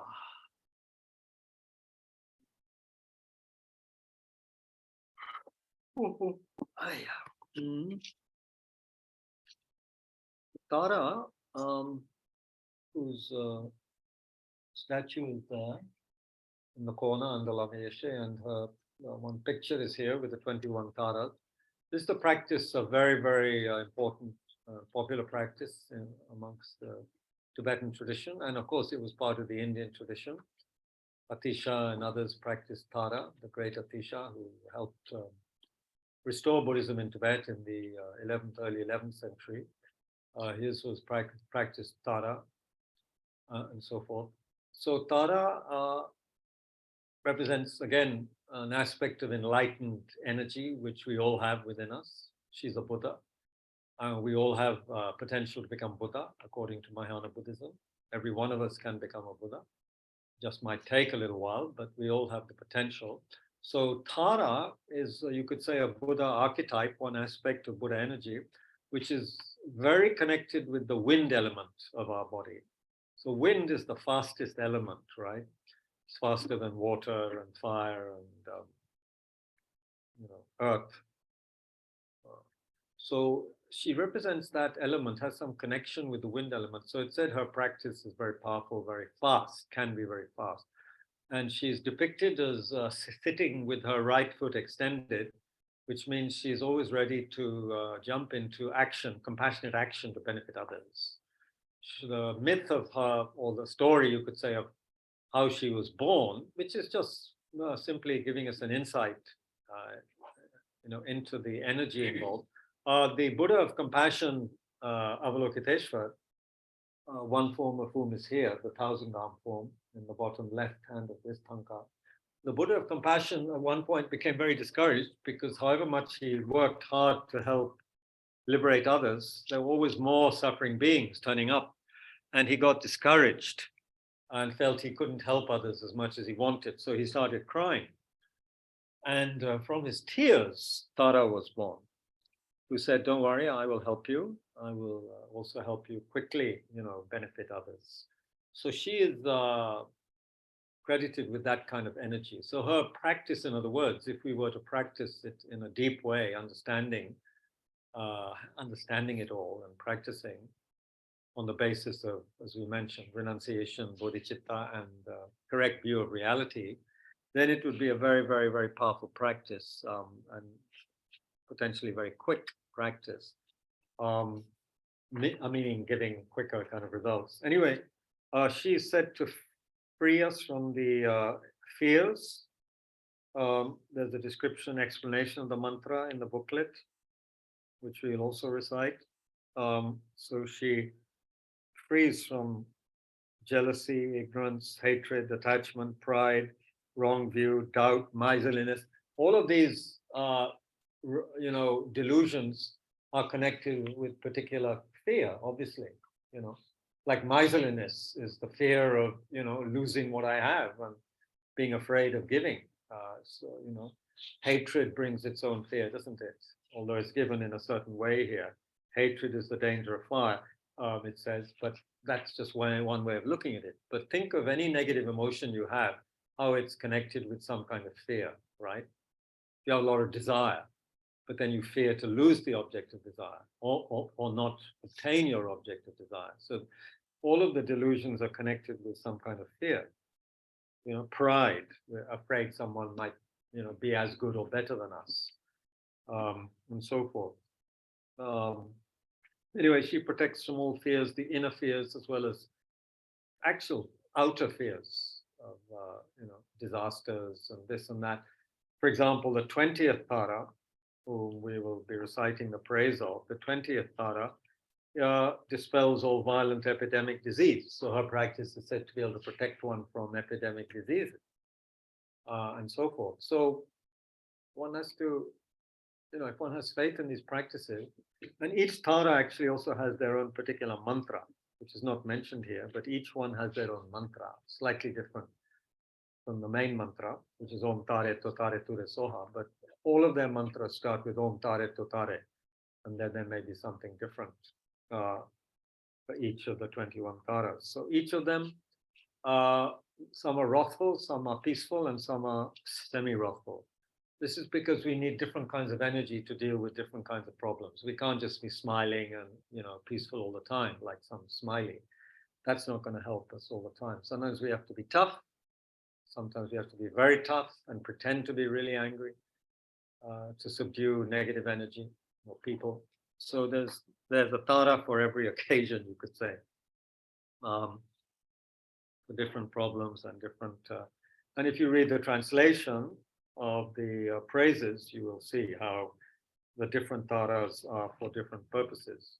So we're going to do a quick way of doing this. We will just visualize Tara. We will recite her mantra with some visualization, and then we shall engage in a recitation of the praises. Some of us like reciting it in Tibetan, and you can follow in English or just listen. And throughout that process, we visualize light and nectar coming from the heart of Tara, purifying us and the people we want to pray for, and dispelling all of our fears, all of our negativity, all of our negative karma, all of our disease, all of that being completely flushed away. That is what we should feel is happening very powerfully. And the Tara is throughout space, and this Taras are throughout space, but also, most meaningfully, Tara is also within us. It's basically an energy of our own pure mind. Otherwise, Tara would have no meaning. It's just something outside us. Tara is linked with our own Buddha potential. That's why we practice. In Buddhism, we are not relying on an external deity to save us. But by practicing this way, we activate our inner Tara energy. That's the point. Okay. So visualize Tara, a very beautiful light made, in the nature of light. You can visualize Tara on the crown of your head or in space in front of you, green in color, with the right foot extended in a transparent bubble of rainbow colored light, very beautifully adorned with jewel ornaments and so forth, gazing at us compassionately with her head tilted slightly to the right, indicating the compassion side, energy of compassion side. If a Buddha's head is turned to the left, as in Manjushri, it's emphasizing the wisdom side. The Tara, of course, has all the wisdom of a Buddha, but the emphasis in particular Tara is on compassionate activity, obviously based on wisdom also. So anyway, she's the head is tilted slightly to the right. Her right hand is by her right knee, bestowing sublime realizations, the palm outstretched. The left hand is at her heart, in the mudra of the three jewels, holding the stem of a white lotus that blooms beside her left ear. You can visualize your guru as well. If you want to do that visualization, then Tara is in your guru's heart. Otherwise, just keep it simple and visualize Tara and feel Tara is the essence of your guru, as she is also the essence of our own pure mind. At her crown, she has the Sanskrit syllable white Om. At her throat, red A syllable. At her heart, blue Hong. Also, there's another syllable at her heart, but you might not want to complicate it. Then we take refuge in bodhicitta, meaning we go for refuge until we're enlightened. To the Buddha, the Dharma, and the Supreme Assembly. From the merit we gain by giving in other perfections, may I attain the state of a Buddha in order to benefit all sentient beings. If this is what we feel. Then you can read the 7-limb prayer, which is very meaningful. It's a whole practice in itself, actually, where we imagine prostrating to Tara, in other words, to our own deep, primordial wisdom, compassion mind, you could see. And this also gets rid of, helps us overcome pride. Usually if we have pride, we don't want to bow down to anything at all. We don't want to even say namaste to people if we have a lot of pride. Anyway, here we bow down, prostrate to Tara, and we imagine making a lot of offerings in space. So you can imagine space filled with beautiful water, incense, flowers, light, music, food, incense, perfumes, swirling through space. Why? Tara doesn't need any of these things. She's already a Buddha. She has everything she could wish for, We offer to create the cause, to create positive energy, so that we can also become fully awakened like her.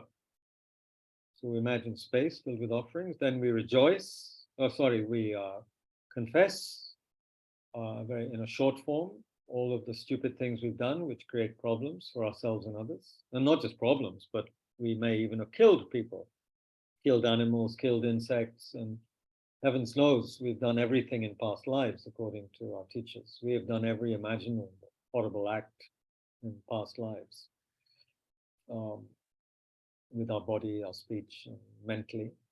So we regret that and promise that we'll try and be more careful and avoid these things in the future.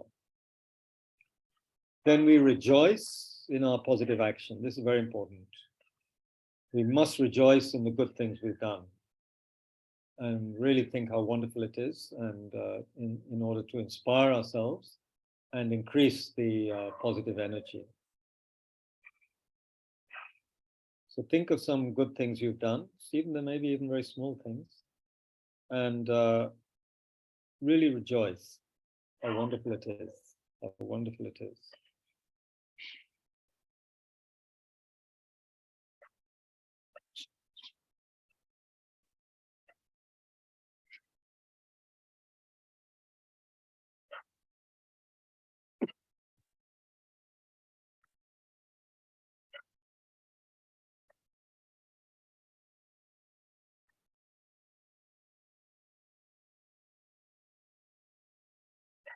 And then also rejoice in the actions, positive actions of people you know and your teachers, the extraordinary actions of people who, for example, dedicate their lives towards others, helping others, and don't have that much selfish concern at all.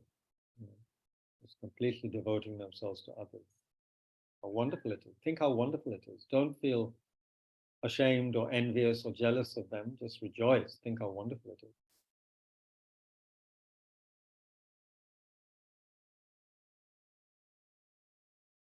How wonderful. Some people that, act like that. We need more of such people in the world, right? We should be happy.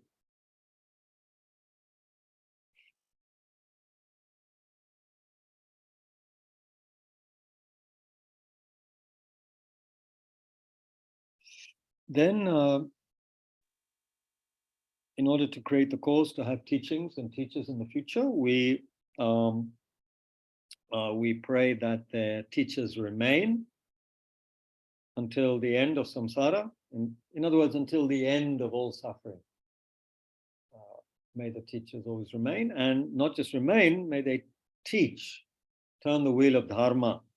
Dharma is connected with the wheel. It's very important in Indian tradition. There's this kind of sense of the wheel of teachings rolling on through time. So the wheel of the dharma wheel, 8 spokes, for example, symbolizing the Eightfold Path and all of that. So may that wheel continue to turn, be turned by the Buddhas and our teachers for the benefit of beings.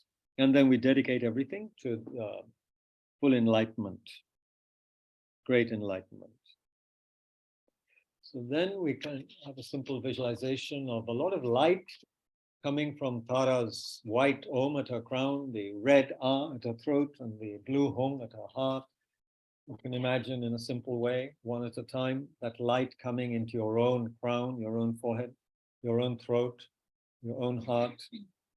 All the negativities of your body, your speech, and your mind are purified. Feel they're completely washed away with a very blissful stream of light together with nectar, like a waterfall, you see, of light and nectar. Very exquisite, blissful waterfall of light and nectar, making the whole body like transparent, blissful, totally clean, like crystal. Feel that's actually happening. Doesn't matter if you can't visualize it well, just get a sense that this is happening.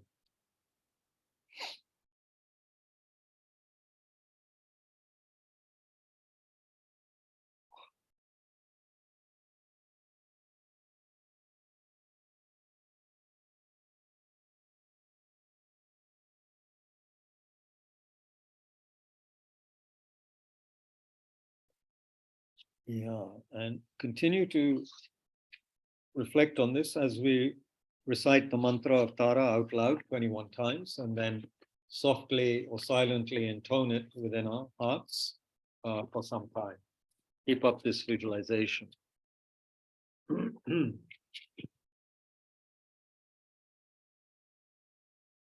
mantra is written there on page 8. Om Tare Tutare Ture Swaha. Om Tare Tutare Ture Swaha. Om Tare Tutare Ture Swaha. Om Tare Tutare Ture Swaha. Om Tare Tutare Ture Swaha. Om Tare Tutare Ture Swaha. Om Tare Tutare Ture Swaha. Om Tare Tutare Ture Swaha. Om Tare Tutare Ture Swaha. Om Tare Tutare Ture Swaha. Om Tare Tutare Ture Swaha. Om Tare Tutare Ture Swaha. Om Tare Tutare Ture Swaha. Om Tare Tutare Ture Swaha. Om Tare Tare tere soha. Om tare ato tare tere soha. Om tare ato tare tere soha. Om tare ato tare tere soha. Om tare ato tare tere soha. Om tare tare tere soha. Om tare ato tare tere soha. Tare tu tare tere soha. Tare tare tere soha. Tare tu tare tere soha. Om tare tu tare tere soha.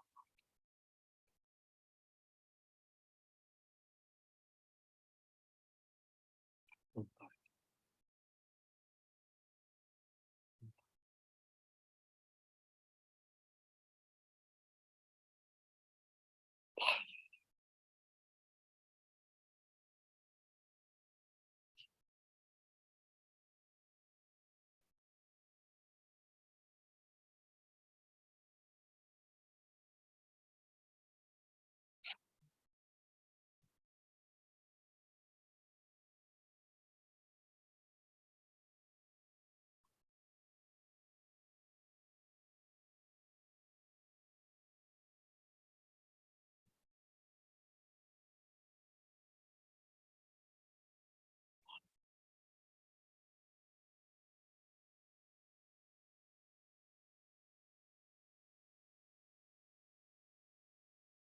As you visualize yourself and others being purified, generate strong compassion for those who are suffering.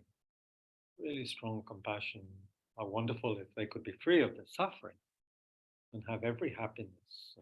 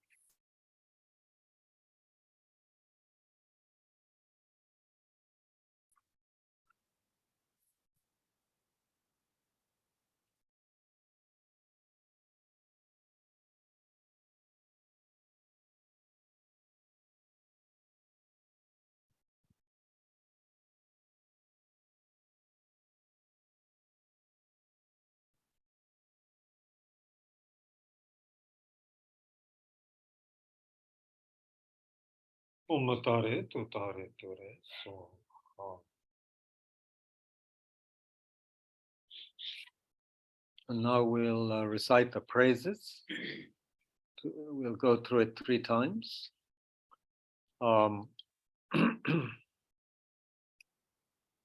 Those online directed the screen towards Buddha and Tara in the corner. There's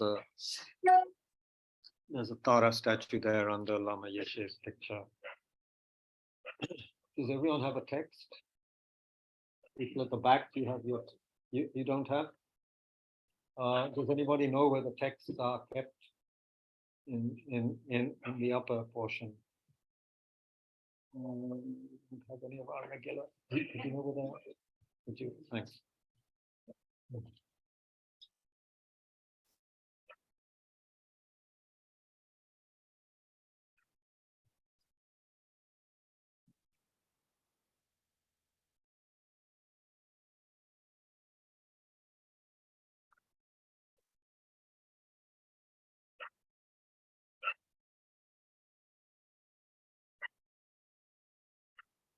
Thank you.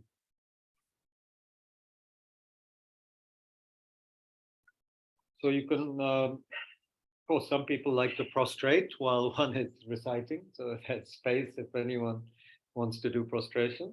But you contemplate that just as one spark of fire comes from another, you can visualize that a replica of the Tara, of a Tara is sinking into you. So not just light, but a whole Tara is sinking into you, becoming oneness with you.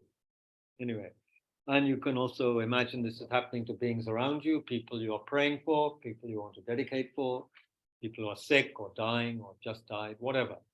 For people, yeah, and for one's own, of course, spiritual practice and so forth.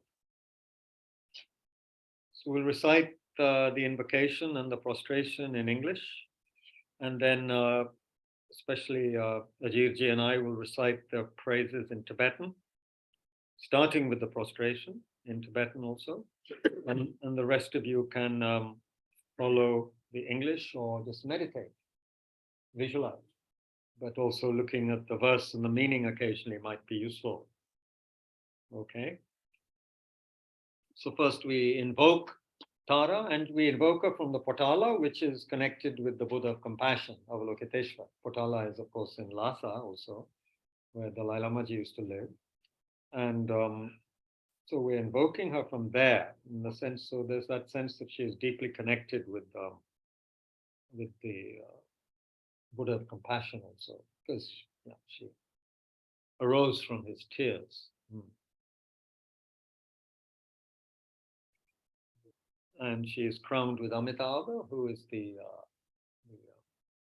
one of the five main, you could say, Buddha family. Buddhas connected with the color red and with the West. Okay. From your sublime abode at the Potala, O Tara, born from the green letter, come, your crown adorned with Amitabha, action mother of the Buddhas of the three times. Tara, please come with your attendants. The gods and demigods bow to your lotus feet, O Tara. You who rescue all who are destitute, to you, Mother Tara, I pay homage.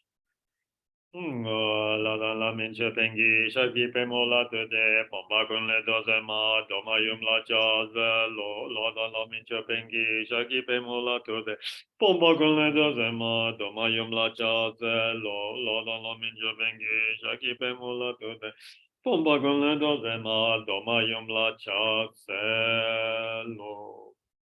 Then the praises.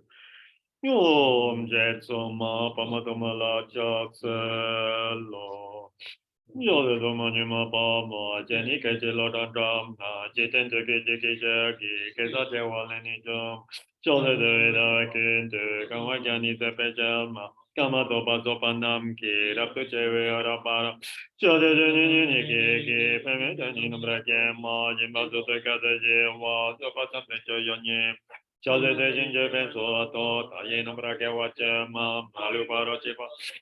Yo de ki jinjo tema chale to tarang yi ke do do nyo do nong ka ka. Chede de ki jeki nente lu ba me ba ki pan ye ma chale ke te me la sam pa lo la na so wan ye. Chamara la de da nam da na jinje ki te ne te ma chale ta pe ki paro to kora to cho. Yeki jeki nente, me pato pracinto parama, jose ture ci pace. Tuki pao nomra joma, jeki nente, pago tam chumalusa. Jale jaki, somo to granum pagiema, jale toki kolo kempe, rangi yaki sonam to. Jose ratu kawachi pe, yoki neki se wa pelma, shepe rapci tutaraye, doda jene wandane. Jose dove zona, dane kipani mani. Tone Yui Ke Oiki, Papatam de Namradoma, Chade David Gang, Patam de Gentopa, Repet Gana Pamele, Cabra Gentua Raptama, Chade Camenta Meme, Poweting me in a Nema, Yikin, Yipani Namrajo, Chade Jinjola Chagi, Tangi Jagito, Tone Jende Yige Hoki, Patumonanike. Chade de Maki Ma Nyani de Yitoyoni. Sohoya Dana Dembe, de Pachem Pajambani Ma, Chare Dare. Jailoni Nabrakia Ma, Jike Japananike, Riba Hole de Mani Ma, Chade de Danita Be, Humina Besabani. Prira mandara dambe che jitendo yoanyam. Chase loi doi no, rira da de donana. Tarani yo pegi yeke, dono malupani selma. Chase loi sanam gyapo, lada mi achi etem. Kune gaja go ajeke, dona melanya bazelma. Chase ni mata wakya pe, jani palara. Hara nijo tota rayi, sende de burine selma. Chase de ni sanam. Jive dono yonande ma, dodo dono ne zona, joba tore rabjone. Tawena kita padi dan jade wani ne so sai ship. Wonje tsoma pamadoma la cha lo. Jade doma nyuma pamo jeni ne jelo na dama. Jite jiki jiki jiki kesa je wale ni jo. Jade de da kinte kawa geni se pechel ma kama topa topa nam. Sabda je rabharama jade deni denem ki peme janin pragyam. Chima de kada jiwa zopa tamde choyo nyema jade de jinje pe to daye damara ke wacha. Malo bare je bato pe ke wate kite to tem. Jade to taram yike to kakama jide to kujaki nete me vatu pa namre. Jade jade nuna samba lona da zoane jema jumoro la pisata. Jajinje kite nete. Jade jade begi paro to karabdo jama yeke yeke jaki nente me patu prajentu arma. Jade to reji pa chembo deki pa onamra jama juke to neten. Rawa danje male sema jade jana jage tomo to kranam pakem. Lada jaki kolokem. Rangi yaki tanam te ma jade rabdu kawaji pe yogi neki te wapel. Shebe rabje tota raye tota jene wanda dema jade jane yoy dana nane yuanyu mani. Tone yoy ge oange rompa tomte namra doma jade te timbi eken ge patante jentu barama. Rebekana apa mele tabra jendu arabdema. Jade kameta me meta bawe jingu na nema. Yeke nyeke kene koge pani nami. Chode loe doe gane degi degi degi doma. Tone jente ike hoenke de pato bona nike. Chode dema ke majima nyani de chijo nim. Soho yo dondon dembe de pa jembo jomba nima. Chode kone kara gawe dayiluni na pragya. Yeke jobe nani ke pe de pa ole doma nyema. Chode tore doni da pe hongi na be doba nima. Krida mandara dambiche, titano yoni ma, chabdilla isoinam. Krida daja jana lama, narani jopeki ge, dona melipani tel. Chabdilla isonam gyalpo, ladami achi etem. Kunika jakawa jiki, dona melanya basel. Chabdilla ane gepe, jeni pala raptel. Harani jotota rayi, sintu da bonem netelma. Chabde denizenam kipi, divido yandam dem. Todo rolo no de zona, joba tore rabjonim, nakita badin, chase wanini so sashi.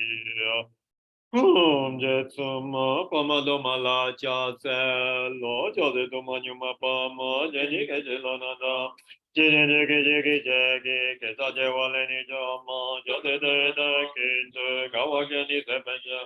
Kama doba doba nam ke raptu cheve ora parama jase jini jini ke peme jani namrake kama dono katu jiwa jogo jani no jase de jin jebe soto taye namrake wachema malu paro chipato pe ke wase ki jento pem jase to tarang yi ke dono jono kakama jiten duku shaki nente lupa me pakupani.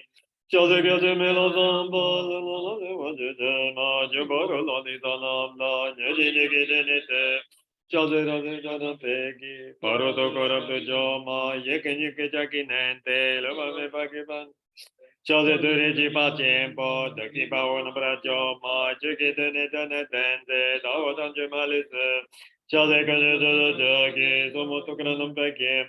Malajaki Kalokambe, Rangi Yaki Sanamte, Ma Chazera de Kawaji, again a Gitawa Belma, Jebera Titotarai, Dodaji de Wandotem, Chazera Zona, Nanyaki Banumanima, Tani Oinki, Pomatom Genumra Doma, Chazeta with me.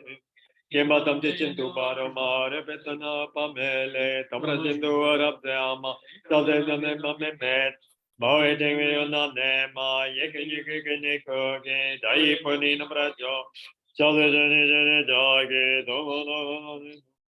Tone Jende Hoinki, Repatu Bonani Kema, Jade Makemaji, Yani de Jojonima, so Oyondan them, Tibajan Bojobanima, Tajekuni Karabgao, Dailonina Bragiama, Yige Japananike, Ripa Hole Domane, Jade Dorizina Lobe, Hungina Besobanima, Riramandara Beje, Dijo Yoni. Chalilai nambe rilata jejananama tara nijo peki ke donama lipanisal Chalilai sonam gyapa lalami ajiyetem kuneka jagawaji ke sonamilam nyambasal Chalidina nyawa gyape jeni palarapsal hara nijo tutarayi sindhuta purimnesal Chalidini sunim kipe jivitu yandambem Dolorola de zona, Jombatore Rabjane, Sovena Kita Pati, Joseph in Jesus.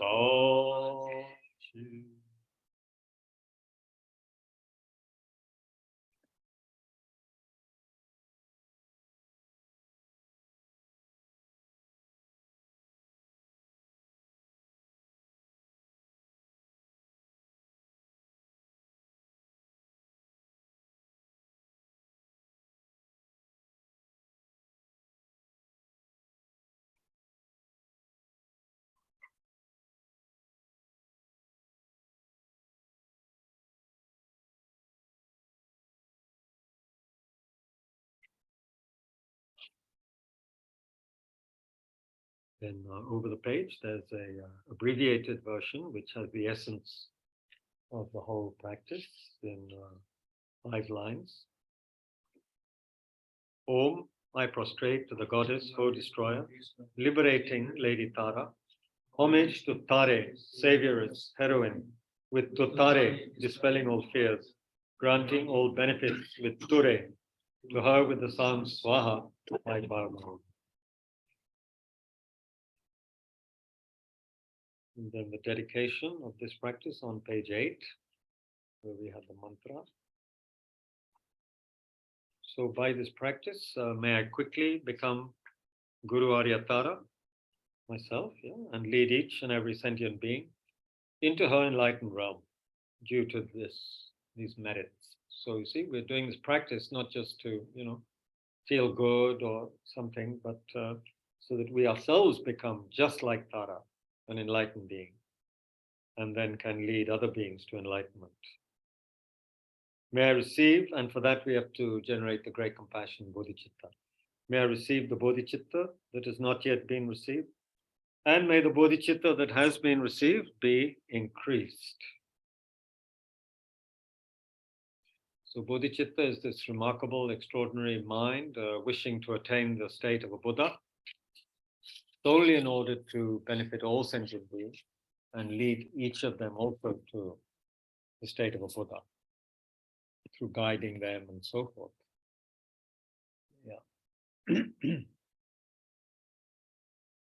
Thank you, those here, those online, still with us. We'll take a short break now to distribute some of the offerings, because otherwise people start going home and they can't receive any offering. So if 2 or 3 people could just help distribute some of the prasad, if you like, is that okay? There are some plates at the back, some paper plates. Is Bob there? Yeah. Bob, you're an expert at this, so you can help. And sorry, we don't have anything to drink. I forgot to bring juices, but there's water. If you mix the offerings with water in your mouth, it becomes like different kind of drink. Hi. Good, thanks. Good.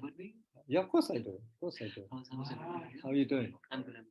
I just came from my school. I was like, okay, I thought Thank I was visiting the Thank school. you. And I just... Thanks very much. You've all congregated at the back and all the offerings are here. So what are you up to? Okay.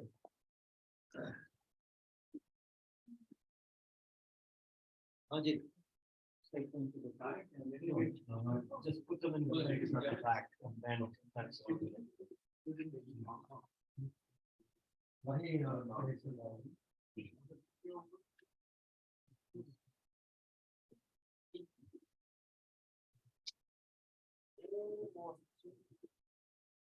it won't teach anything until we decide to approve of it.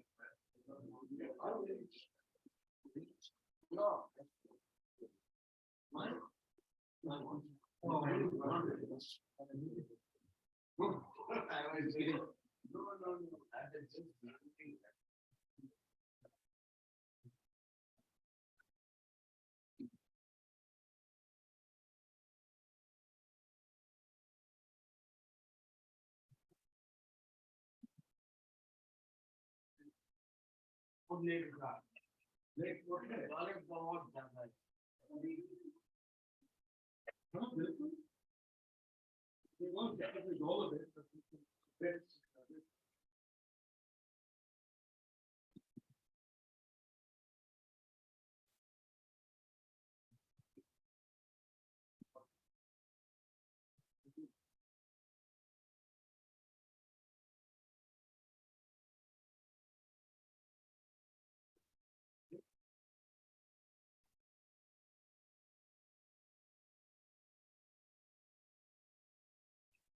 Any fruit can be offered individually on the table. It's not fruit.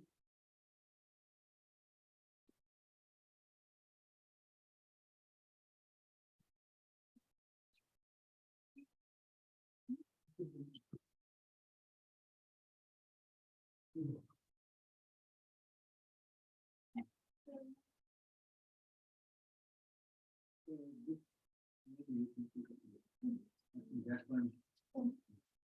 The one you chose.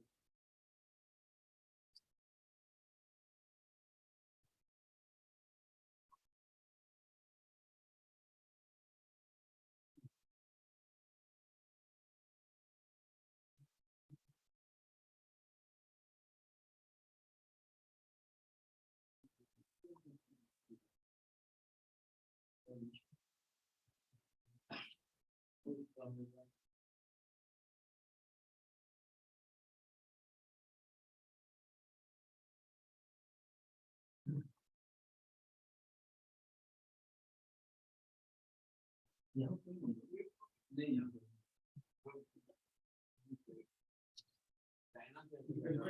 It's not reunite.